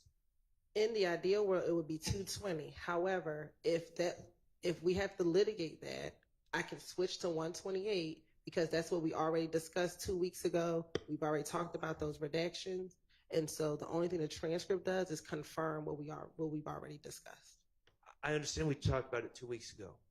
We are trying to confirm the transcripts, and they were provided to us yesterday. But the redaction times have always been there. So. Okay. It really shouldn't take that long. Okay, well, we are actively working on it. I'm looking at the people that are working on it, and they're nodding in agreement. So if I could just check to where we are with that. All right. So, Ms. Hilton, as long as there's one of those that they can be ready on in the next 10 minutes, when we get back from our break, you'd be able to proceed with that one. Yes. All right. I'm being told by Mr. Mansbach that he is 10 minutes out of All right, confirming the 128. Fantastic. Thank you. Let's all take our convenience break as well.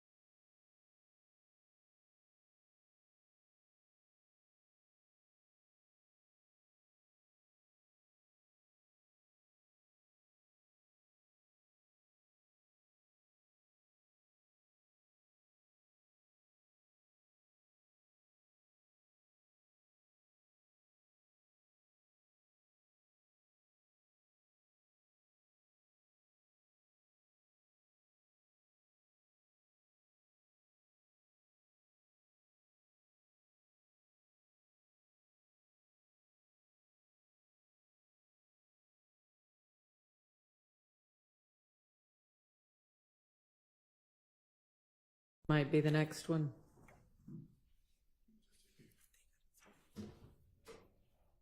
So, Your Honor, I've checked with my bosses here. Mr. Kokomo, Hang on just a second. oh, I'm sorry, Who are we missing? Mr. Abt.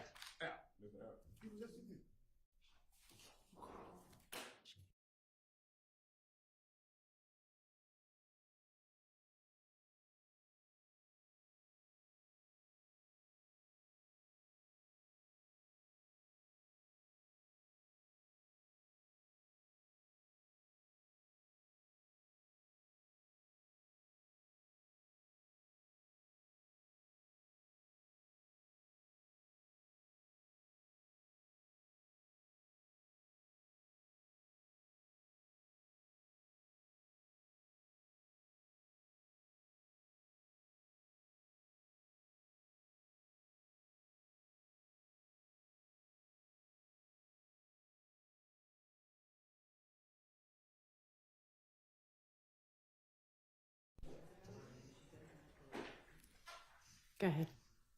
So, Your Honor, Mr. Kokomo reviewed February 21st. Okay. There was one issue we had, page 165, line 5. If you recall, you ruled it out. It was when he was using pronouns, they, after they shot up the car, and it created the impression that Mr. Stillwell and Mr. Garlington shot up a car, but that's not what he was saying. So you ruled that out, and I assume that the state's going to address or to take care of that oversight. Is that right? Y'all gonna take care of that oversight? Yes, Your Honor. And it's actually page 65, line 5. Yes, Your Honor. All right. Now, Your Honor, as it pertains to the January 28th statement, on approximately page 180, and I can get the transcript and we can talk about the specifics. There was a portion that I wanted, that the state wanted out, and that was where Mr.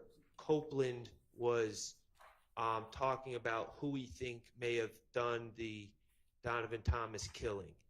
And the state said it was hearsay and speculation, and I argued that it showed that he was talking about he wasn't naming our clients and was saying other things, and Your Honor ruled in our favor. They've taken that out. Okay. Now, I don't know if my stance is we're telling the jury that we're playing his statement. Right. And strategically, I understand that they might want to keep that out and keep that from a jury. But if we're telling the jury we're playing his statement, it seems to me that it's gamesmanship that doesn't really make a lot of sense in this trial. If they're going to make us get up and replay a statement, and we're going to have to reestablish context just to play 2 minutes, and if character stuff, that should come out, but to selectively choose what you're playing, I don't think that would be appropriate in this circumstance. They've got a point there. I mean, if we're basically, taking an hour-long or 2-hour-long or however long it is statement and saying, here it is, you ought to kind of have to take the bad with the good.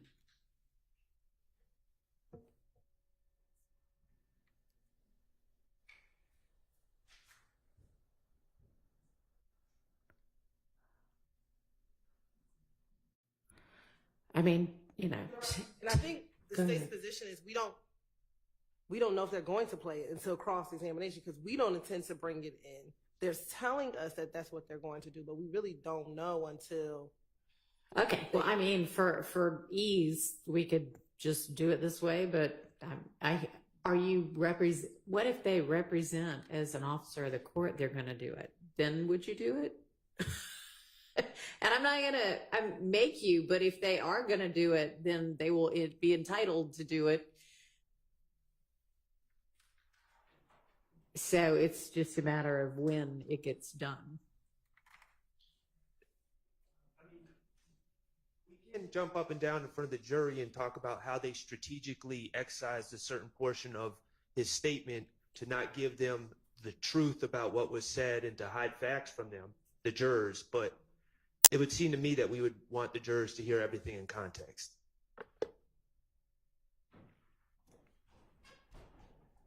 So can I ask specifically which lines you're referencing and what timestamps?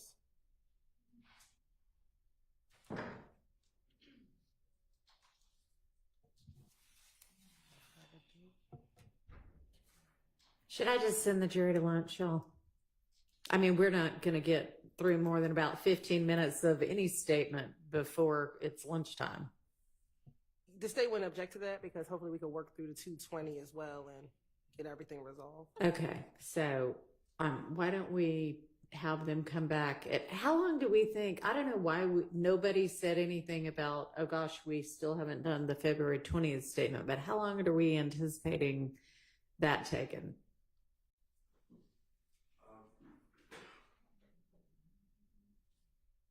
15 minutes, and I. Oh, okay.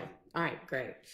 That shouldn't be an issue then. And if they give it to us, we can see if there's anything that we can see to. So it might be shorter than that, depending on what it is. Okay. All right.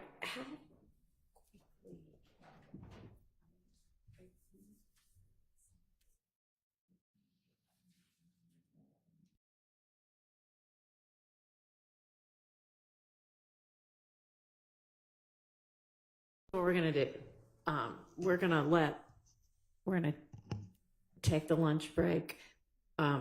Y'all probably, attorneys, need to be working through the entirety of it. I'm gonna let the defendants go have about 30 minutes to eat their lunch and then come back here. I will also come back here in 30 minutes. Y'all hopefully will have gotten a lot done in that 30 minutes. Then we will go back on the record, hash through whatever we need to hash through, and whatever. So okay, so timing wise then 12:30.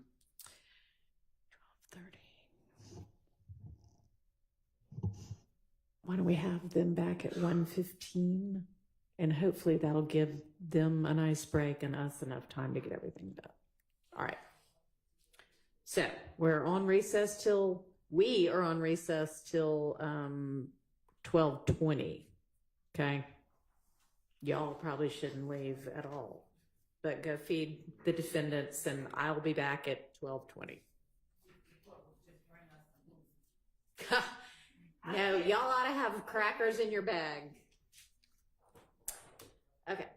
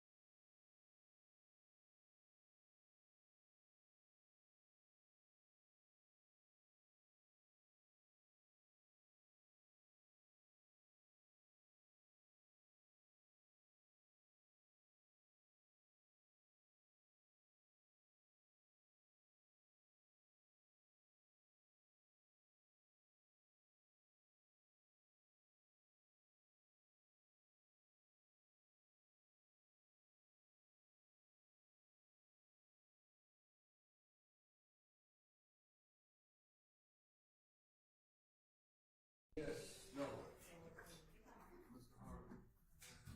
we've got Miss Westmoreland, so that's good. We need each defendant and at least one attorney for each defendant. Looks like we have that. So, all right.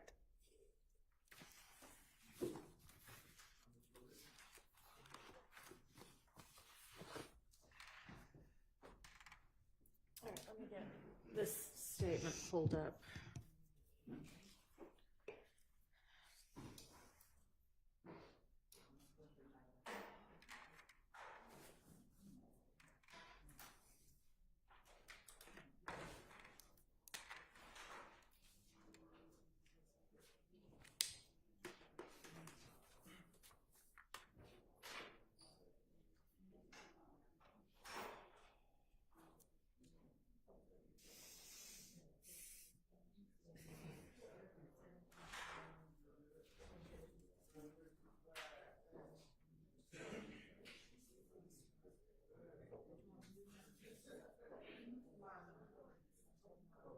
What's the question? Yeah.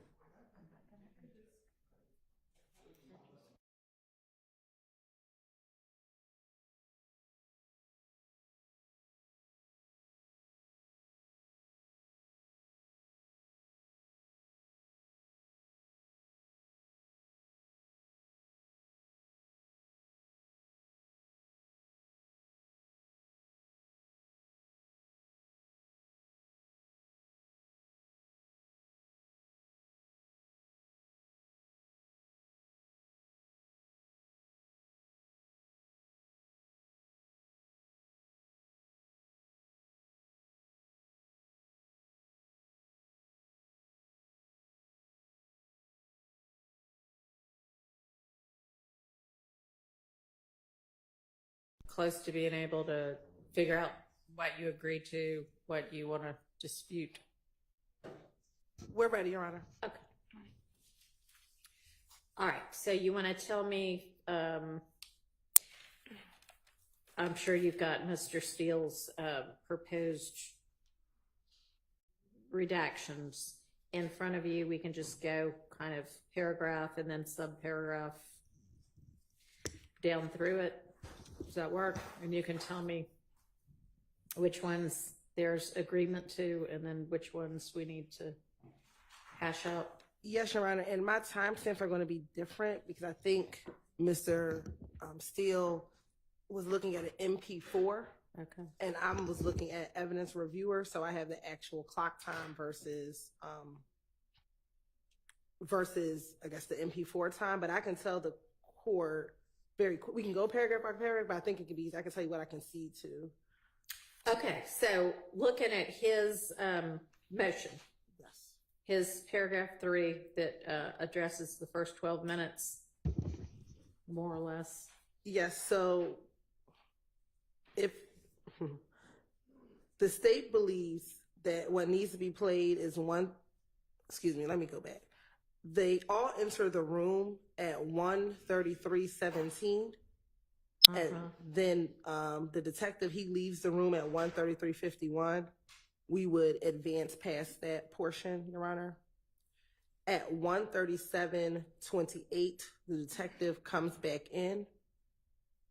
He begins by reading Ms. Quarterman and Mr. Copeland their Miranda rights and Miranda warnings. And so I do believe that should be played, which is from 1:37:43 to 1:41:58.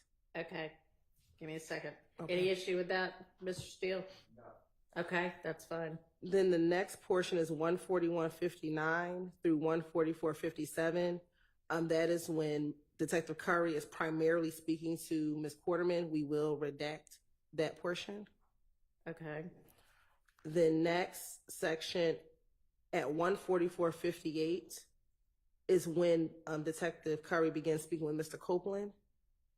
And from 1:44:58 to 1:49:37, the state agrees, that is when Mr. Copeland is just telling Detective Curry what happened, the shooting itself. And we do agree that he testified to that on the stand, so we would redact that as well. Okay. But everything after 149:42 to the end is what we believe needs to be played. That is everything he disavowed on the stand and said that he would have never said it. All right. So you want to play the portion that is the giving the Miranda warnings, and then you want to play 149:42 through to the end. Yes, Your Honor. Okay. And with regard to what 149:42, where that is on, And that is on page. I mean, of the motion. It doesn't look like there's an objection to that. Am I wrong? I mean, I know you have overarching objections, but with regard to redactions. So I think in Mr. Steele's paragraph 6, and he can correct me if I'm wrong, I think those are these timestamps from 24:44 to 25:50. Oh, right, because his times are different.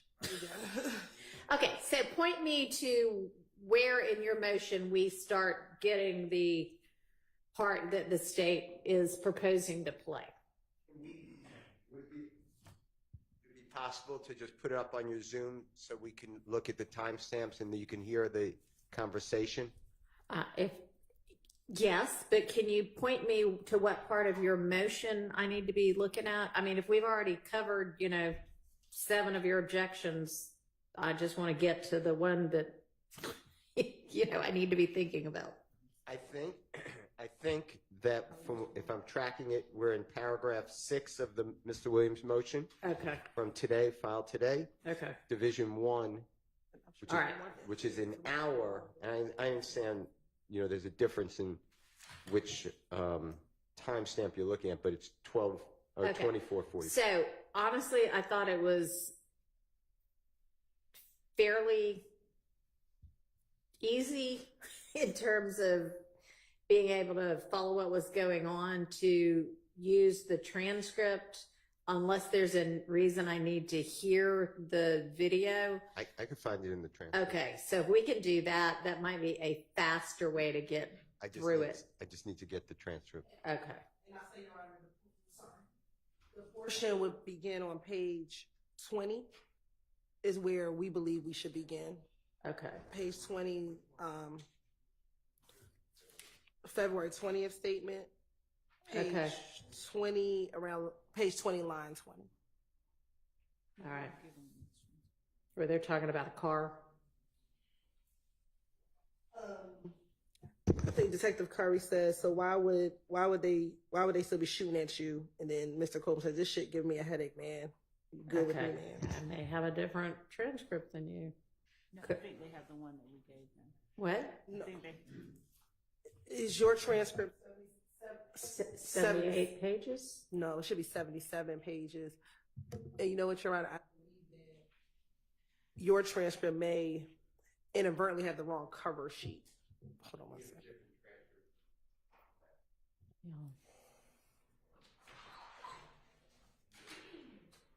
So you think the one that's labeled February 20th is not actually February 20th?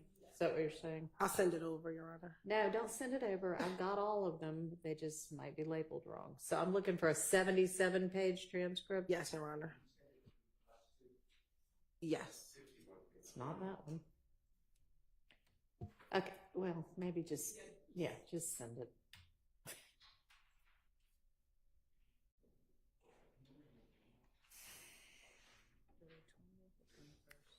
I think I've got one that's 77 pages, but so on page.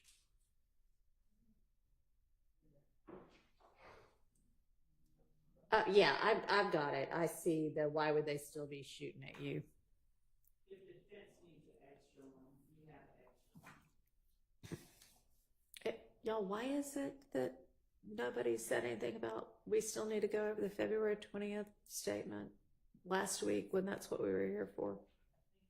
Last time there wasn't an objection. Correct, Your Honor. When we played the last time, Ah, there so wasn't these are objection. new objections. Yes, Your Honor. I didn't want any of these played. I know. There was a general objection, but I think once we played them, I don't. That's why I All called Mr. Sharp last night because I didn't recall. If there was specific. Okay. All right. So, do y'all have what you need yet? Have y'all sent it? I can give them this copy. Yeah, that's fine. So, Mr. Steele can have a hard copy since he's sort of leading the charge on this. But can y'all email everybody a copy? We will. Okay. All right.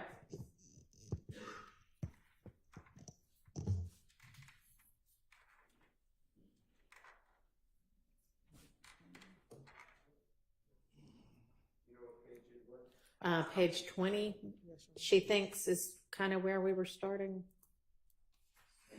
And maybe you tell us whether that's what you're objecting to.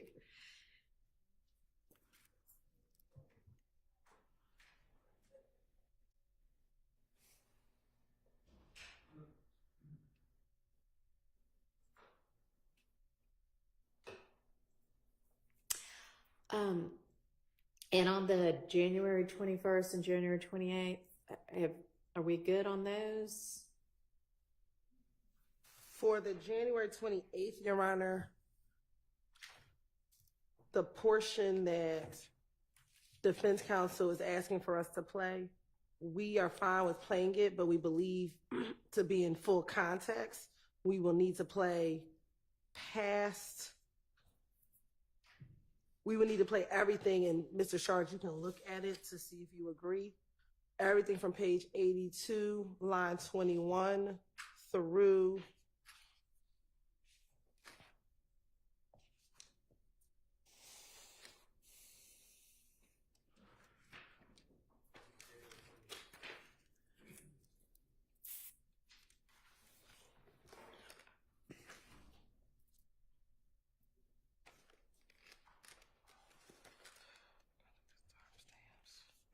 through 90,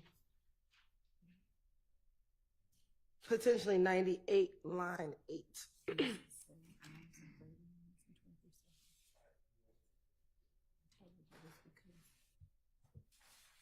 All right. Let me let him.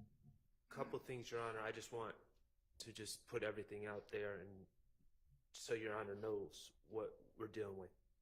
I'm going to look at the January 28th, their proposal. Okay. So I will report back on that. Okay. Ms. Percival, we're at, there's a request for the Zoom link for Mr. Steele. Okay. Okay, great. With going back to the February 21st, there's February 21st. yes, and I'm Okay. sorry to keep jumping around. There's two things. Yeah, that's fine. There's two things. First of all, page 30, line 19 to page 42, line 7. We, I think, properly excluded that because, and it was at the request of myself, honestly, because I questioned whether Kenneth Copeland had firsthand knowledge to talk about Tay shooting up the barbershop. Rich Homie Kwan's father's barbershop. However, now we've heard Mr. Copeland testify, and he said that he and Tay shot up the barbershop. So Yeah. clearly he has firsthand knowledge. And in this segment, he is saying, no, Tay didn't shoot up Rich Homie Kwan's barbershop. Right. So I haven't, full candor, I haven't gone through, I'm trying to do it with a fine-tooth comb if there's anything else objectionable in that area. But page 30, line 19 to 42, line 7, at this point should be played because it's inconsistent and it's also clearly based on Mr. Copeland's testimony, putting himself there. It's something that he did, in fact, unbeknownst to us, have firsthand knowledge of. All right. And I guess that would be kind of a similar thing if the state, you, the defense, are saying you would intend to have it played. So the question is, does the state want to just play it as a part of theirs or not? I just need to read it because this is the first time I'm hearing about it. So I just need I to just read. caught that actually. Okay. I just need to read it. So long as you All right. read it, I think we'll be fine. And you had the times 3019 to 427. Yeah. Now, and additionally, Your Honor, and I'm endeavoring to find it. There are, and I'm going through my notes. There are two segments where there are two interviews where Mr. Copeland speculates about who did the Donovan Thomas murder, and it wasn't these gentlemen.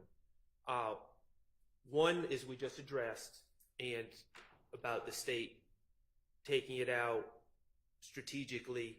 Right. I'm trying to find the other one. I don't know if the state strategically did that for the other one, but I had the same objection, but I'm trying to find where that is. You don't know which interview it's in. I'm trying to go through Okay. my notes right now. Because Okay. So the January 28th interview, the one that you all were just talking about? Yeah. It has two different portions in it. okay. And one of them deals with what you were just talking about, in addition, in the other interview. Okay, well, what's the other interview? Right, I've identified the January 28th, but there's another interview, and that's what I'm trying to identify. Sorry, you look for it, and then we will. Okay, once he you find talks it. about, it's the area that he talks about supposedly someone running off with the drugs and stealing from Mr. Garvin. And So once you find it, just email me, text me, and then we'll just look at it. Okay. Okay. So, all right, let's then go back to, so other than those two issues, so that's an issue with January 28th, which the state will look at and get back to you on whether they want to play that part, is what I understand. And then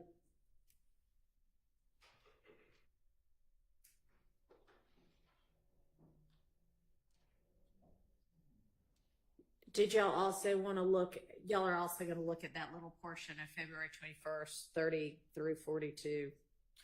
And then, so January 28th. All right. All right, so back to February 20th now. Yes. I'm having a hard time locating where in the transcript I've targeted. Can I just play it's about a minute and a half, Sure. and then maybe we could find it in the transcript, and then we could track. Yeah, that's fine. So this is paragraph 6, division 1, and with the court's permission, Mr. Kokomo is going to play it, and then if anyone can find it, it'd be helpful. Right.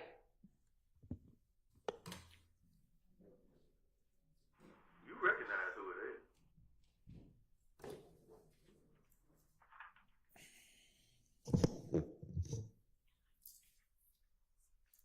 I'm just waiting on you to be real with me about it. It won't stop.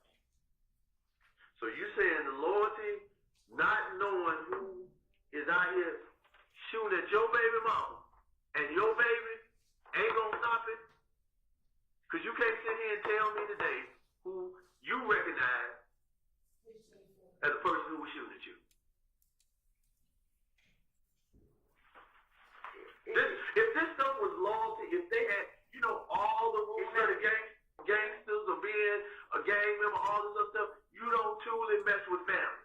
You mess with everything else around. You don't come to the house. We can stop the video because we now know where we are on the transcript. That's fine. And I just found doing something 24. Great. All right. So, My objection is it's just the detective. My objection would be that's the detective saying, I see it in your eyes, you know who it is. And if you don't care about your family and you care about the streets or whatever he just said, I would ask that to be removed. And to my knowledge, he's not testifying.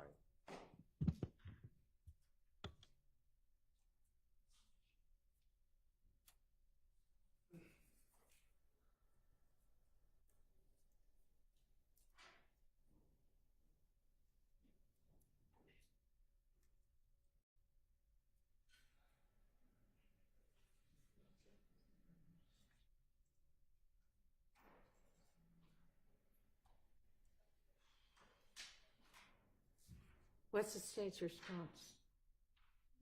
Your Honor, I think you have to read all of that in context and not just stopping there, but if you start at page 23, line 16, and he's trying to get him to Yeah.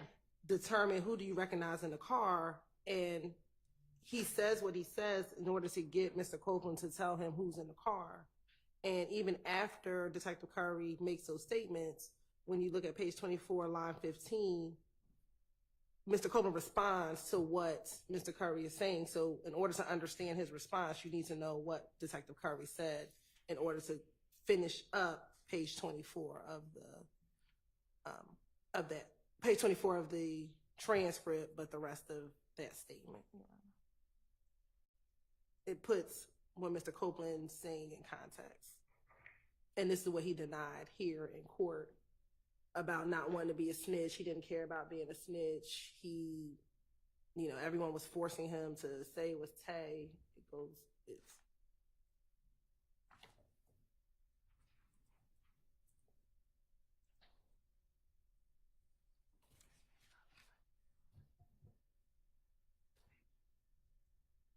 All right, and so like the response that you want is 15 through 21. That's really, it's the whole section. I start on page 23. okay. Line 16. All right. I mean, Mr. Steele, it's pretty much just kind of typical police questioning. You know more than you're saying. No, I don't. Yes, you do. I mean, I don't find that to be, it's your argument that it's 403. Well, I don't have any right to confront him, so typically the police questioning, that the police officer here, we can ask why you're asking those questions. He's saying, I see it in your eyes. This is not part of my defense. This is not the core of it, but it's just impossible to have a trial by video, audio. And it doesn't put anything in context because Mr. Copeland's answers I'm not targeting. Mr. Copeland says, I didn't see anybody. Then he's off camera with his significant other, and she says, you do know who it is. And he says, I know, but I don't want to tell them. So it's nothing that you need this context. This is just the police officers telling him that he has more loyalty to the streets than he does to his family. Well, he's not really saying that. He's asking him, is that what it's going to come down to? I'm going to permit it. Okay. Over objection. All right. The next one is 2631 for another minute and 30 seconds, approximately. He doesn't know what the page number is, but it's going to be a couple of pages after what we were just looking at. So it's going to be Detective Curry, basically the same thing, saying, you know who it is, then you won't tell me. All right, let's hear it, and then maybe we can.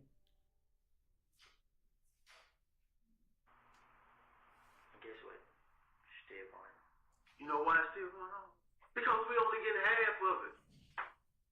You know one of the dudes that sit in that car that shot at you, and you sitting here today and won't tell. How do you think we're supposed to help you in all this stuff that's going on? It's the whole gang got them. It's not even stuff. And so I don't even understand.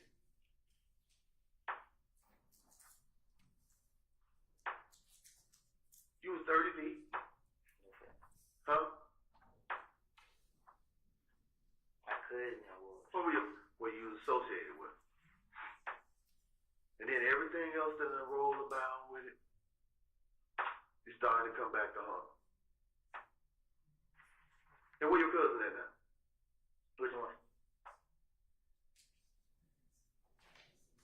Which one? Either one. In jail. Both of them? And you out here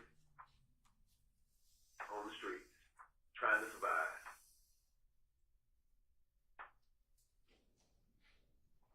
And now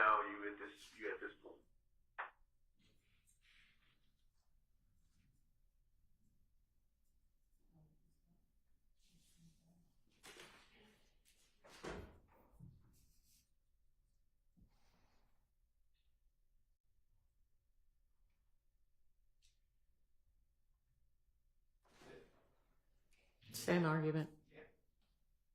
Same response. Same response. Because it's a continuation of the conversation that we just talked about.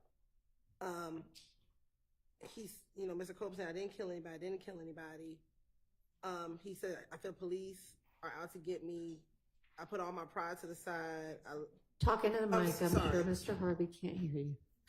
And I'm on page 24. And then he says, you know why it's still going on, because we're only getting half of the story. Yeah. And then he goes in to say it's a whole gang out there and they're not going to stop. I believe I asked him specifically about that question and he denied saying that. Yeah.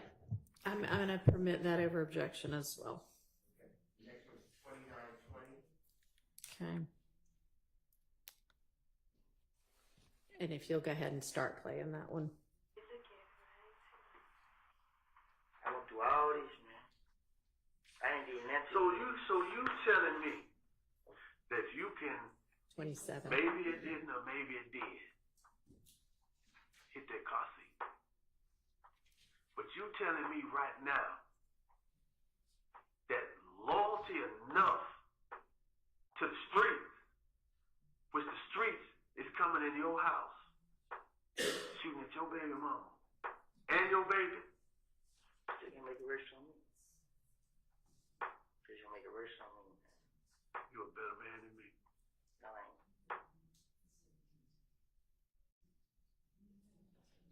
Can y'all stop the talking over there? Because I'm trying to hear. Sorry. Okay, so stopping it. You're a better man than me. But if you keep playing it, again, I think it's all in context, because the next thing he says, I don't look at it myself and anybody, I just know the trouble I'm putting myself in, because again, he's talking about if I tell you so all, I don't think Mr. Steele's objecting to that answer. He's saying, can we redact the part in between there? so redacting at line 3. Basically, right? Yes.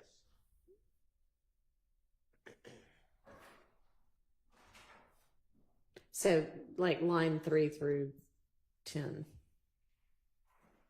That's fine, Your Honor. Okay. Thank you. All right. Next one. 3223, Your Honor. Through 3232. For somebody you know that you won't sit here and tell me who it is. But it's okay. It's okay. It's not it, man.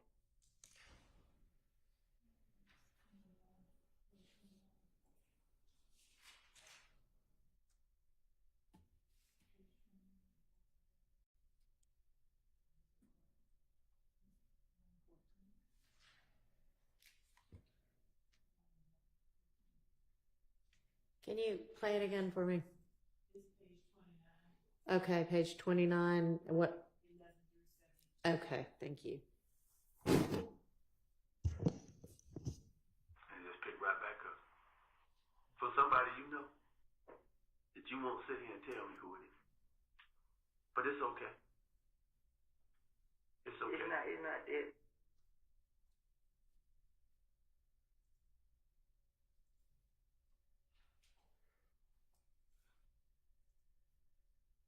Same argument. All right, I'm going to permit that one. It's 33 even to 3340. Okay.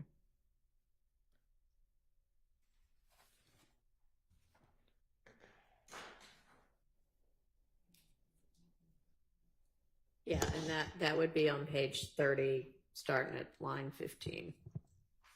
Or do you know more than one? Huh? You know one of them? I know you know one of them. Your face tells the story. Now, out of all the ones, you might know the other one. But I know you know one of them because the face tells the story.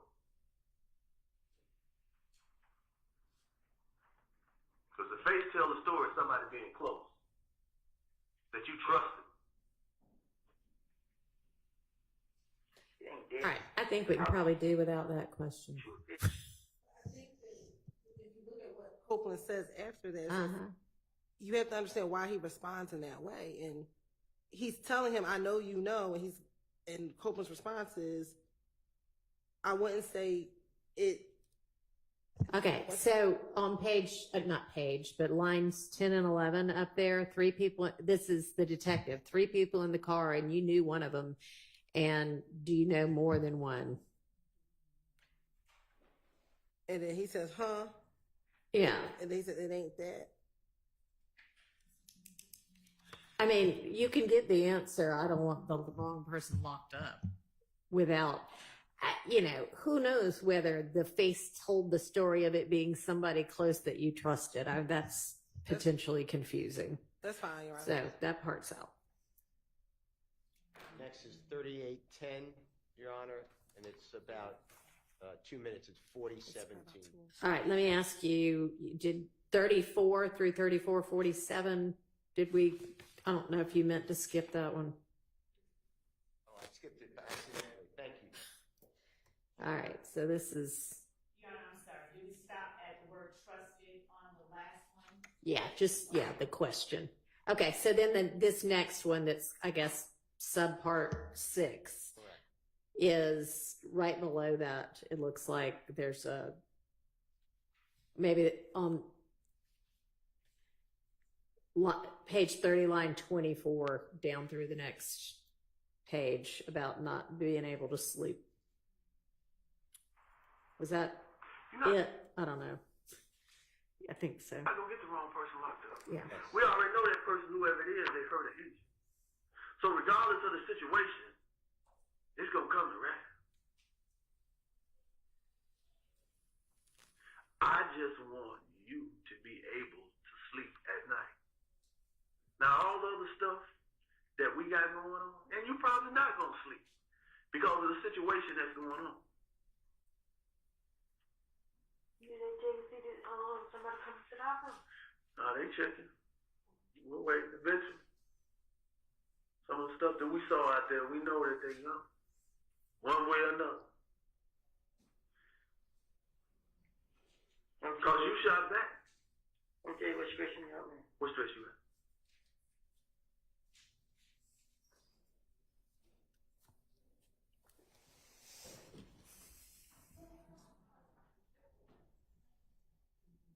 All right, Mr. Steele, what do you have to say about that?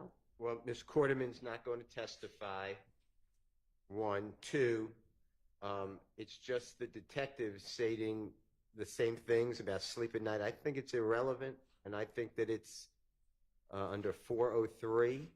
It is prejudicial about who's sleeping at night, and I don't see the probative value. And then Mr. Copeland picks up with a lot stressing me out, so you don't miss any context of what he's talking about when he does speak. All right, what's the state's response? Your Honor, state's position is Mr. Copeland kept staying on the stand multiple times. The police were out to get him. The police were out to get him. I think him telling him this information, it shows that the police were never out to get him at all. What they were trying to do is find the person who shot at your child, find out, try to investigate a case, and that contradicts what he said on the stand about what the police were trying to do. All right, I'll allow that in then. But then that goes to the truth of the matter asserted of what Detective Curry, stated. He's not testifying. But it's the effect on the listener on how Copeland responded to what Detective Curry was saying to him.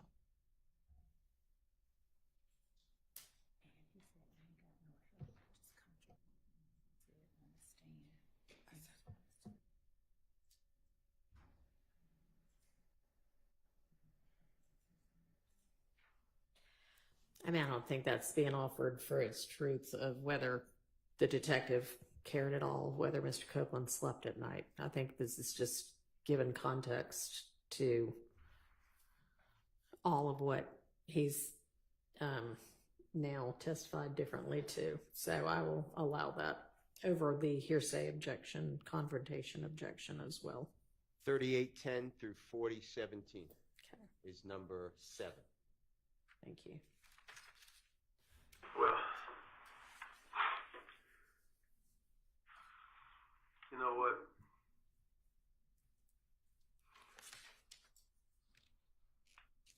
We got some things we gotta deal with on the other end too.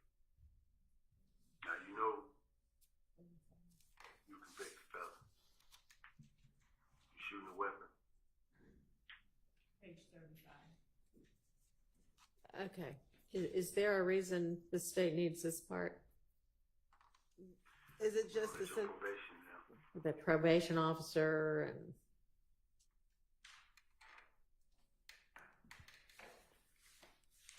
I mean, we need the weapon part. He's already testified to. right? So we don't need like who his probation officer is, but we do.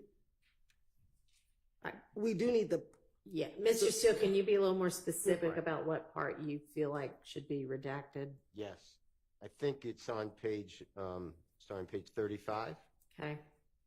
I'm just.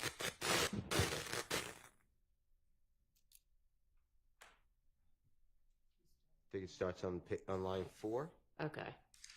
And this is just asking Mr. Copeland about his probation officer. I don't know why that's Right. needed. Going into the next page, which is page 36. It's about needing to call Detective Gaither. I just don't understand why we need that. And then we need the weapon, which has been testified to by Mr. Copeland as it would be a prior consistent statement. He said, yes, they wanted the gun. I wasn't going to give the gun because it would get me in trouble. Yeah. Okay. So kind of down through all of 36. Yes. All right. That doesn't look like a prior inconsistent statement. He did say that they wanted the gun and he didn't feel like giving it to him. And the part about him being on probation, I think I am going to grant. So the only part that we would want, Your Honor, is on page 36. Yeah.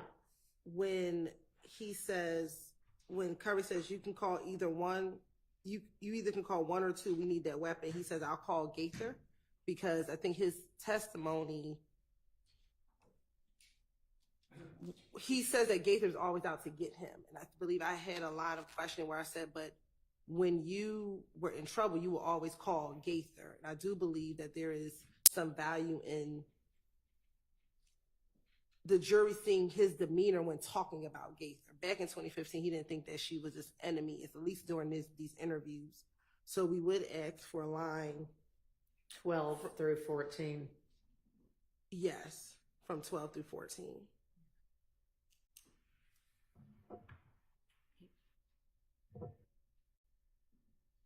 If it's for the demeanor. Well, frankly, 19 through 22 seems to. Oh, no, that's the probation officer. Never mind. Yeah, he's talking That's about the something probation. different. Okay. The What next- were you going to say? I was going to just remind the court, the next day is going to be February 21, 2015, and you're permitting, I believe, a video audio recording. It's Detective Gaither with Mr. Copeland. So if you want to see the demeanor of Mr. Copeland and Detective Gaither, this would be cumulative. Your Honor, I disagree that it'd be cumulative because I think that it's important that on multiple occasions he had this comfort level with Detective Gaither versus his in-court testimony when he's making it seem as though Gaither was always attacking him, never just had it out for him. He had a relationship such that he always called her when he was in need. Potentially, there's Well, 9. I'm not sure that it actually establishes that because he's basically being told you either need to call one person or Gaither, and he's like, okay, I'll call Gaither. I think we can do without this. The next round is 40, 40. Timestamps correct. Sure, I don't know what the timestamps are, but the lines are page 35, starting with line 4, and then all the way through all of 36. Well, actually, through 37, line 2.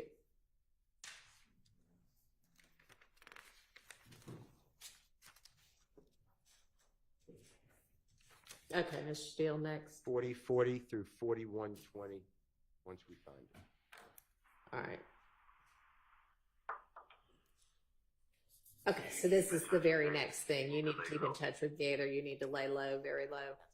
Okay. You see, you found it? Oh, yes, yes, yes. Yeah, Very good. it follows right from what we just, this is 37 line 4. Is it just the question? Yeah, it's going to be the Detective Curry making all these statements, just giving all the instructions.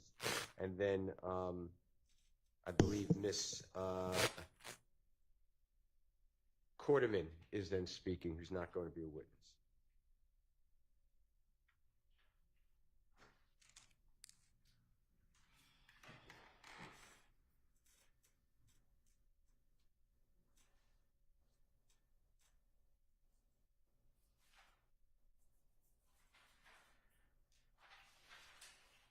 So you're saying, sorry, 37 line 4 through I'm taking it up to, however long she's talking, maybe 38 line 8.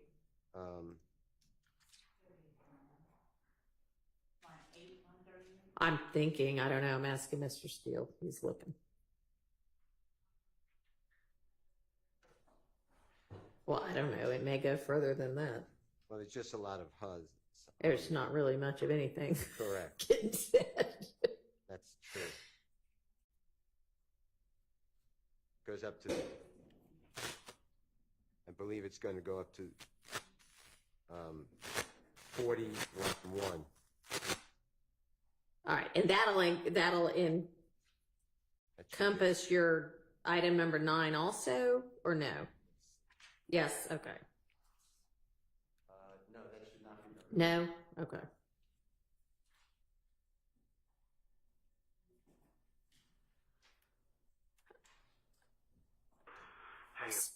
State's response? So,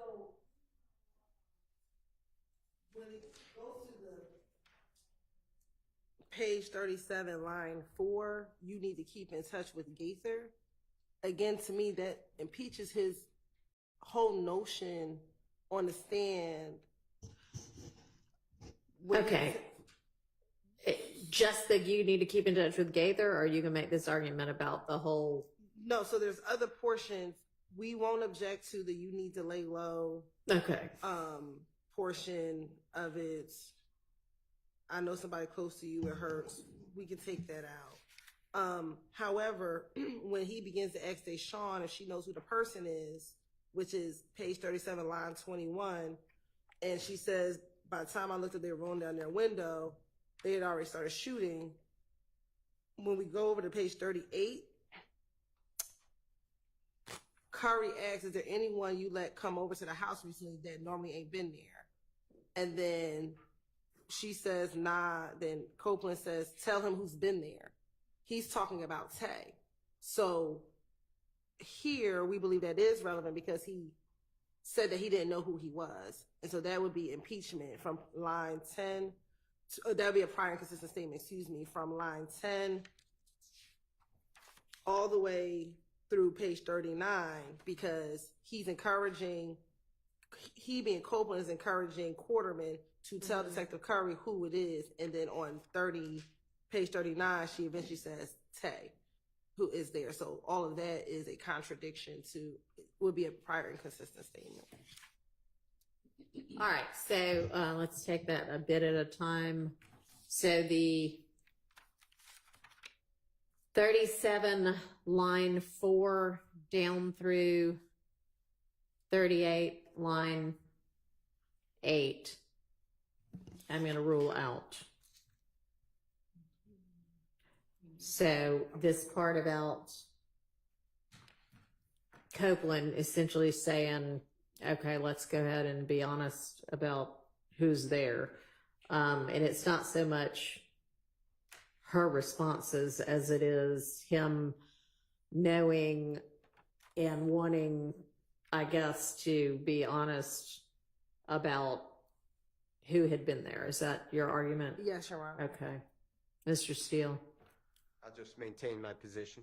All right. I will permit that portion. Would Your Honor give the line numbers, please? So it would be 38 line 7? No. 10. 10 Yeah. through, you tell me, Miss Hilton, where it. Well, I'm sorry, Your Honor, probably 5 because you probably need to understand why he says tell him who's been there. So we would probably need to question anybody you let come over to the house recently that normally ain't been there. Okay. And then she says not, and he says tell him who's been there. Okay. All right. All right. So 38 line 5 through the end of 39, 40 line 2, 40 line 4. 40 line 2, because then he just goes into Okay. who's his brother. All right, so that part is okay. And the part that the court excluded, it started at, Um, you need to get in touch with Gaither or exclude. Yeah. Okay. okay, what's our next item? 4540 through 5050. All right, let's start to hear it. Right now, we only know there's a guy by the name of Tate. That's a possible person.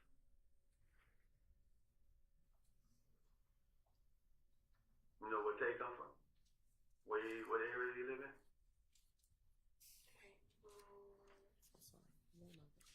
I don't know like that. I just know him woody breaking around here. I don't know like that. I just seen him in Mechanicsville a couple times. Anybody know where we are? Mechanicsville and Simpson. Well, Mechanicsville and Simpson. That's a. Yeah, that was before I was in Mechanicsville. I know he was right there. How old is Tate? He about your age? You older? He young. Or you young? He young than him. How old are you? Page So you like 18, 19, something like that? How old are you? You 20? He 21. I'm 21. You're at 20. So it's Tay that lives on that's Mount Simpson and was over on Simpson in Mechanicsville. There's two places you know what? hanging when you came to Kansas. You start hanging when he came to Mechanicsville, but he said he's from Simpson. Well, yeah, That's where you from. that's where he's from, Simpson. But you met him over there in Mechanicsville. He went to call. We used to be at call playing basketball. Well, one thing I want to tell you, you gotta look at her. You gotta look at your baby girl. Full circle. You got a lot to think about tonight. All right, so Mr. Steele, your objection on this ground goes through where on the transcript?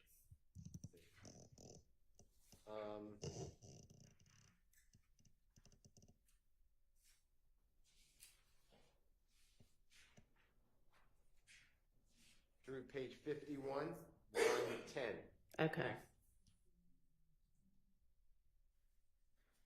So, 50 line 17 through 51 line 10, I can definitely see that being kind of just not anything the state needs. 50, page 50 line 17 through 51 line 10. What about before that, Mr. Steele? Is there anything particular before that that you think is objectionable?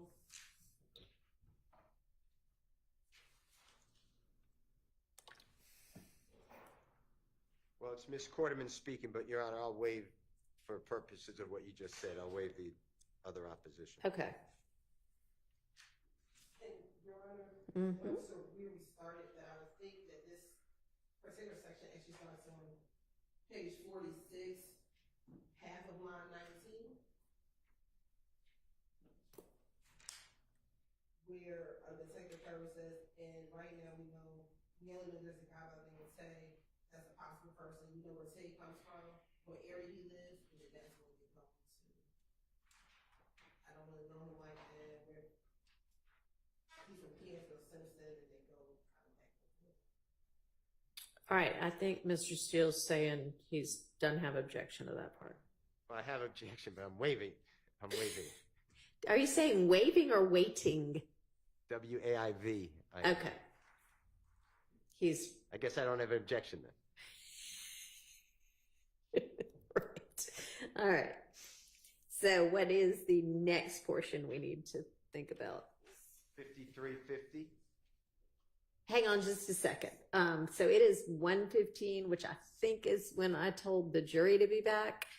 And is this is the statement you intend to play next, if possible? Is that right? Okay. All right. They'll just have to wait a few minutes. I think we're getting through it. What do you think? How much longer is this going to take? I don't believe it would take more. Once we find in the transcript, it goes very fast. Okay. So, Your Honor, it's line 50, line 17 of page 50 through line 11 of page 51 that's coming out. Correct. Yeah. All right. So then where's our next portion? 5350 through 5430. Perfect. It's number Okay. 10. Thank you.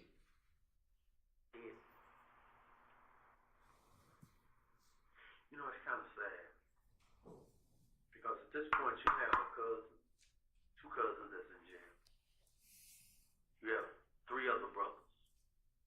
You have a baby. You have a baby mama. This your first child? Yes.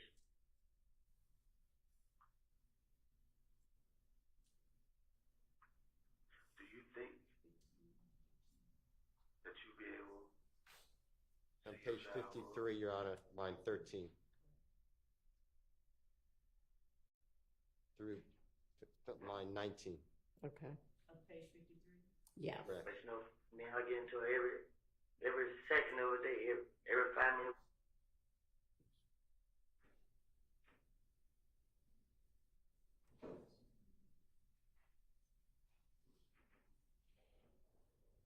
Miss Hilton. That's fine. Just so you know, it's kind of sad. It's what your cousin to you think you need to see a child grow up. Right. That's fine. Okay. That's out. The next one, Your Honor, is 58 even to 5920.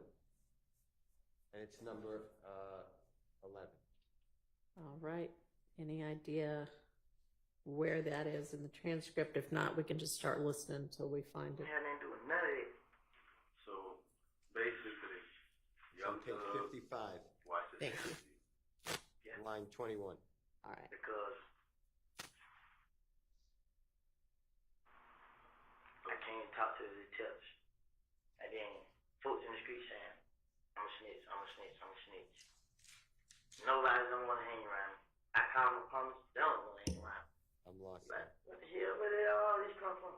Where the hell is going on? So basically, young thug and washed his hands of you. And Birdman. And now, I seen him in the club, I gave him that, he gave me that. And I was talking to him. That nigga ain't talk with too. He's like, yeah. Shit. You like, what he been at, you feel me?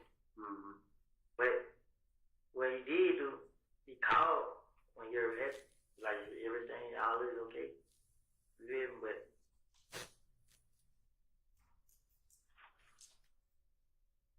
I'll waive that, Your Honor. it is All right. Yeah. The next one, Your Honor, is number 12, Mm-hmm. 5950, which should flow right out. Okay. situation hating on you for what you had I know for because you came from where they couldn't get to. I know this kid, this him. For I'm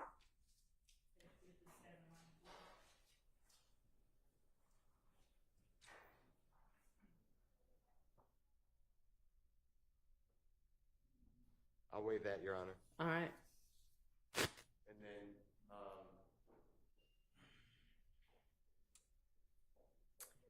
Miss Quarterman talking. yes. All right. Well, I don't know, but Goes back to 36, so it's backwards. oh, okay. 36 minutes to 38:10. Can we play it, Your Honor? Yeah, thanks. I don't know. So it's going to be before page 57. Yeah, just, yeah, if you'll play a little bit of it. Shit not gonna work. Shit right here be a damn snitch. Boring. You want to talk about first?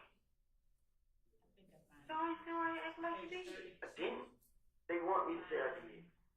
You should just say no. I thought you knew who it was. I do know.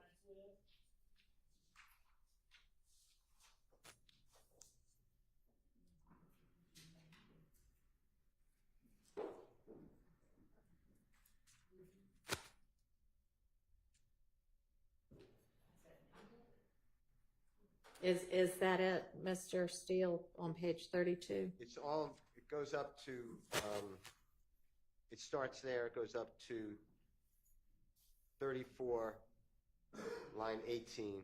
Okay. It's basically Ms. Quarterman speaking. Mr. Copeland speaking as well, though. So if the court finds that it's context, then I'll waive it, but. Okay, let me look at it.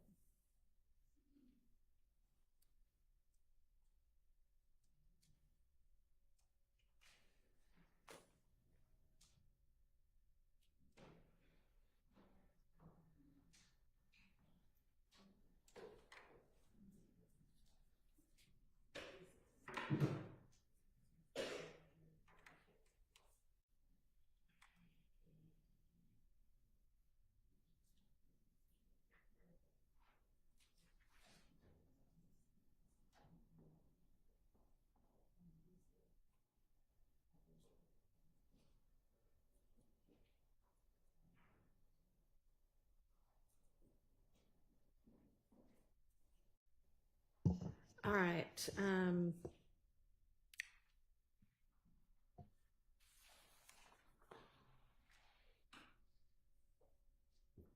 Seems to me like this is mainly Mr. Copeland talking. She does ask a couple of questions, but they're obviously questions and not statements. I think we are not going to have any idea what he's talking about otherwise. So I'm going to just allow that. And the next one, Your Honor, is really the paragraph 7. Uh-huh. It's 42, 20. It really encapsulates paragraph 8. And it goes up to 46, 29. So once we find the beginning, it'll be easier on the transcript. But it's a lot of talk about family members of Mr. Copeland and Ms. Quarterman. I don't remember that even coming out for Ms. Quarterman's family in this trial as an inconsistent statement. All right. If that's page, we can hear it, but if that's page 40, where he talks about who his brothers are, and yes, we can listen to it. Can we hear? Yeah, let's hear the beginning of it. This should be 4220. Anybody you let come over to the house recently? Normally ain't been by there. Nah, cause we just talked about. Huh?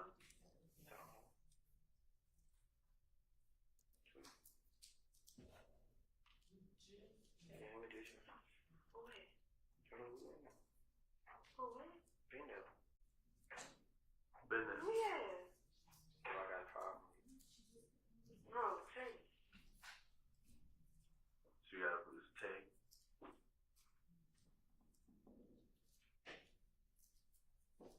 So, Mr. Steele, does this look like it's page 40 and 41?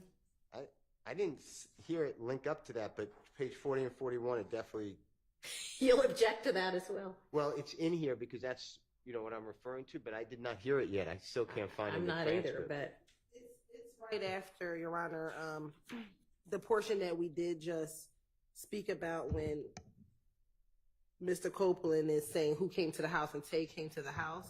Then immediately after that, Detective Curry starts asking about his brothers, Mr. Copeland's brothers, and that goes from page 40, line 4 through approximately page 46, line 19. Okay, so maybe it's somewhere in there, but are y'all good with redacting that part? Yes, Your Honor. All right. Okay. And the next one, would be, that should take care of paragraph 8 as well, Okay. and 7. And then the next one, I believe the court's going to let it in over objection. So I'll waive it. I'll stand on it, but I understand you ruled. Okay. And that's Division 1 of paragraph 9.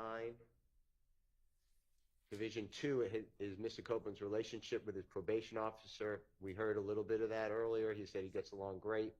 I don't know why that's in there, but I think you let it in just a minute ago. So if I'm wrong, I'm not trying to be It's something wrong. we just cover. It's the same thing we just covered. Yes, I believe so. I yes. mean, we can, if you can point me to it, I can look back and see what No, I believe you. I said, unless anybody's, I mean, if the state wants it out, I just don't see how it's relevant. But I think I you don't let know it- where it is. I think you let it in. So I don't know. Can you point me to where in the transcript? no. Okay, fair enough. Can you play it? Yes. 4017 through 4040, and this is paragraph 9, Division 2. Okay. Every time something happens, I call her soon as I get the chance, and I tell her exactly what happened. And she come out of my house, and I explain everything what happened to her. It's the first thing I always do. I used to tell her stuff before, like what's going on. That's out, I believe. It's page 36 to page 37, line 2. That already came out? Yes. Okay. Yeah, that's out. Okay. Then number 3, you've already denied that objection. Okay. So I'm moving on to 4 unless I disagree. Does somebody disagree? Number 4. I believe you, under your ruling, you're letting that in. I maintain it's not an inconsistent statement with the testimony, but I believe your honorable court ruled against that. So Okay. that's number 4. I don't know. And we could play it, sure. It's 52 even to 5350. How do I survive this? How could I survive this? I can't go nowhere if I don't have any money. Let me tell you why. It is I'm page broke now. 52, line The 11. gate don't call my phone when I was in front of the door. Like, she wanted me to talk. She wanted me to come out and talk. You feel me? Everybody right there. Yeah. Everybody did. I love when I ain't talk to her. No. Seem like, Yeah, I don't want to waive it, but you, yeah, to be fair, you've ruled about the snitch and Oh, coming yeah. in, So you mean like the concept of it. I haven't looked at this particular piece of that. Yeah, but yes, I will permit that in. Okay. I thought you were saying we'd already looked at this. Okay, I understand now what you're saying. Just based upon your ruling. I appreciate it. Okay. So which line? And Well, it's in, so it doesn't matter. And then that should be going up to number 5 of that paragraph 9. Mm-hmm. And this is Mr. Copeland discussing his life and lessons in his life and spiritual beliefs. I like that out, and that's 5430 through 58. every second of the day, every 5 minutes we together, she put me out, guess what I do? I leave. And I think about what's going on. page 53. And I do whatever I do to talk and get back.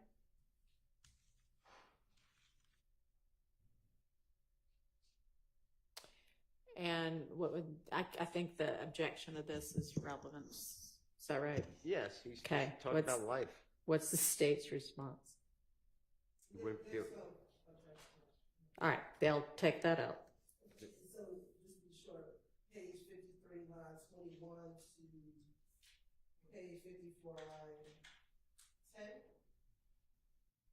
Yes. Line, But they had nobody line, else. actually, line 15 is what I They have. had nothing to do with none of it. Okay. Through 54, line 15. Well, I made a mistake. I apologize. Isn't it the next?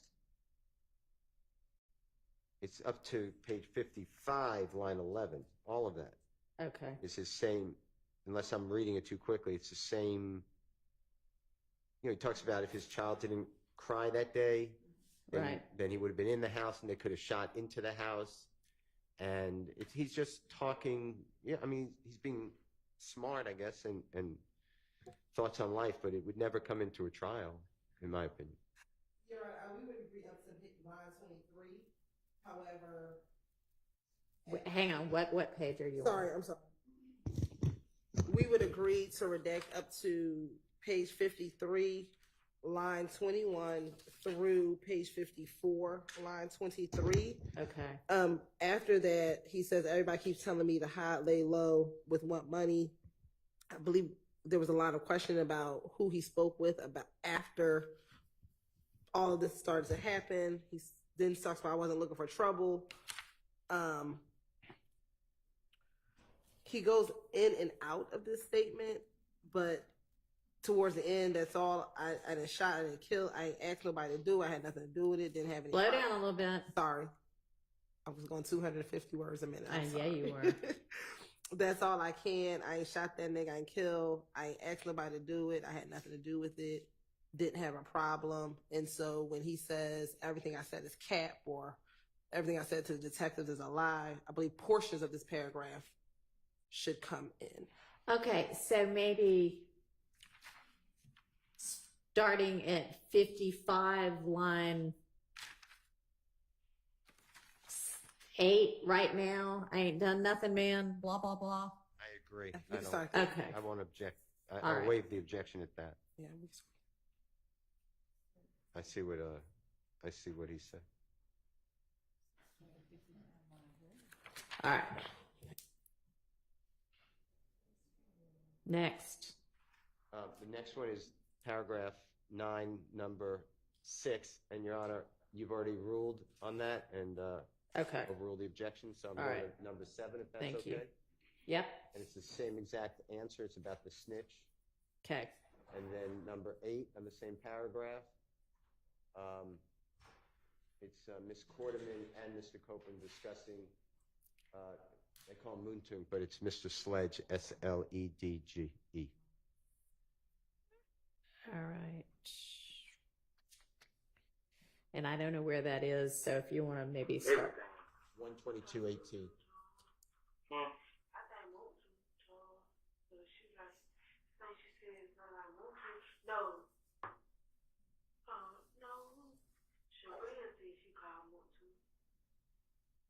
Sharia got more. I'm gonna ask her. Yeah, I'll find out.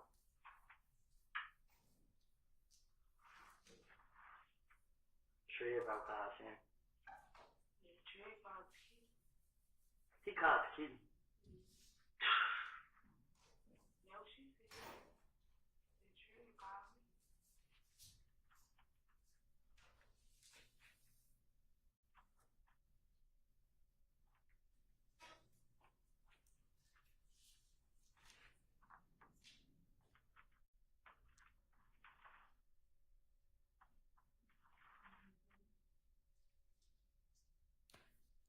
I'm not hearing anything right now.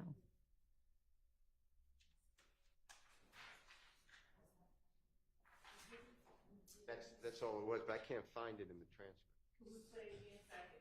Yeah. Can you start that part over? 122.18. Everything.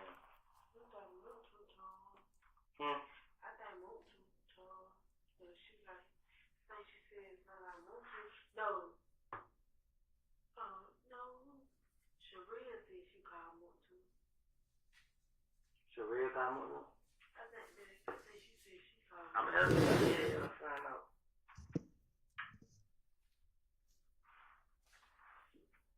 Sharia about called him. I think that's page 75, and Mr. Steele can correct me. It sounds like 75, line 14 maybe? I'll let him confirm. Because they're saying. Everything. I thought Moulton, so she like, I think she said it's not like Moulton. No. No. Sharia said she called Moulton. Sharia got more. I think she said she called. I'm gonna try to hear y'all find out.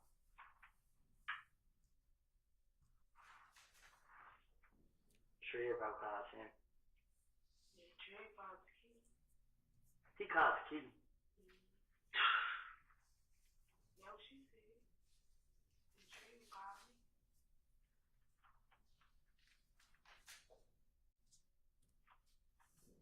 There's a lot of unintelligibles in the transcript. I just don't know what. I think it's unintelligible on the video as well. Yeah, I'm not so sure what the relevance is. I hear Moontung, so if you don't hear that, it says unintelligible, but Yeah. So is that where it starts though? yes. Okay. Y'all need that?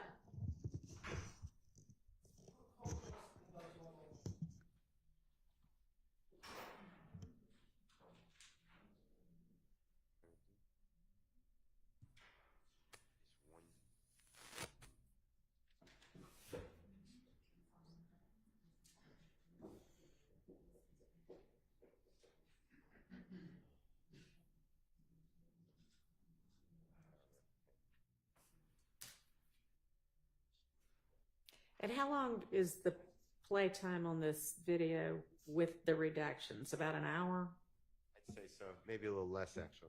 Okay. Yeah, and Your Honor, for this portion of it, which is the interview is pretty much over and they're in the room Yeah. just talking. There's only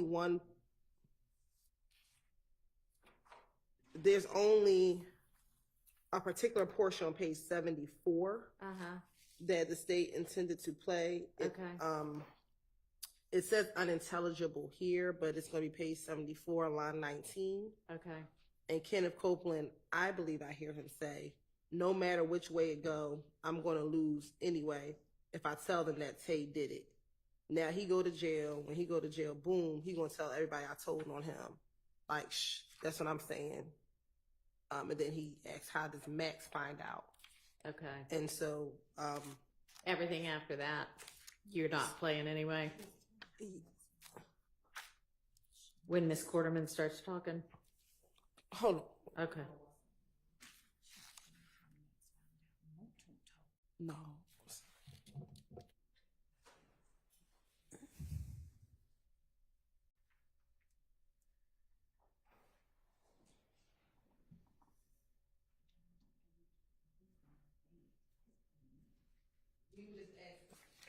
For page 74, line 19 through page 75, line 18. That's what we would be All intending right. to play. And I can't tell whether that's part of what is being objected to or not. I won't object to that. Okay. And then don't play the rest of it, basically. Yes, Your Honor. So I think we're through that. Or is 11 something different? No. Oh, you're saying no objections to that. Okay. I don't mind that being played. All If right. it doesn't play, I could play it. But, Okay. but otherwise, everything after is done. I think I hear it excluded except for that portion. That's what I was asking. Yes. So we have line 10 on page 75 through the end of the interview. Is that what I'm hearing? Is out. Yes. Well, that's true, but it goes earlier. I thought Ms. Hilton said it starts earlier when the two of them, I'm sorry, when Ms. Quarterman and Mr. Copeland are in the room together, I was moving to exclude everything except for a little portion, and then I don't object to those pages just written out, was said by Ms. Love, and that little portion is the 1:0015 through 1:0450, which I have to play it to tell you exactly where it is, but in the interest of time, if the state doesn't play it before I played it, I would address the court.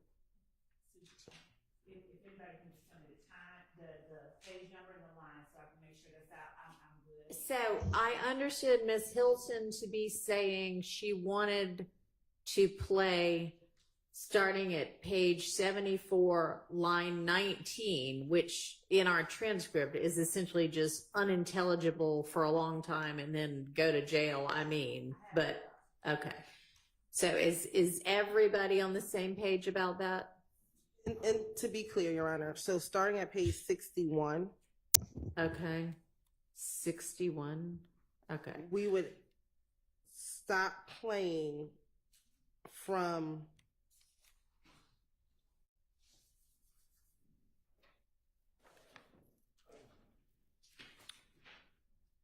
from line 21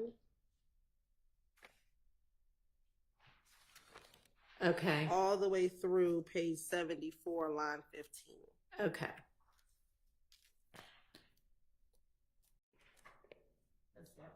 All right. And There's then, agreement that that's the part he was intending to cover. Okay. and then we'll pick up with the 74, Line 19, ending at 75, line 8, and then Right. redact everything after that. That's right. Okay. Can I have a comfort break before we bring the jurors out? Yeah. But unless y'all need to go, like, we don't need ever, I would like, let's make it as quick as possible, okay? That doesn't mean everybody take a 20-minute break. That means 5 minutes. What you need, Mr. Chart? Your Honor, regarding the January 28, 2015 Yes. transcript, I have identified the locations in the transcript, Okay. and I believe we're working on the same transcript for this statement, this Okay. interview.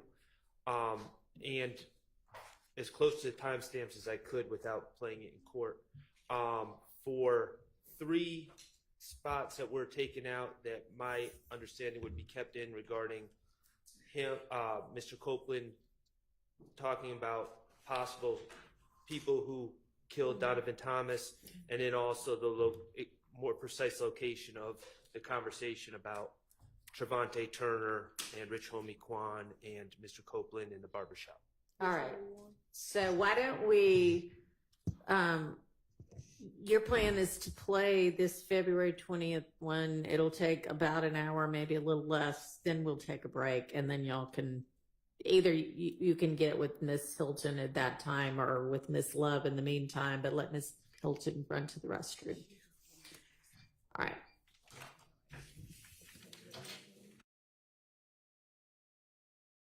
Like 5 minutes.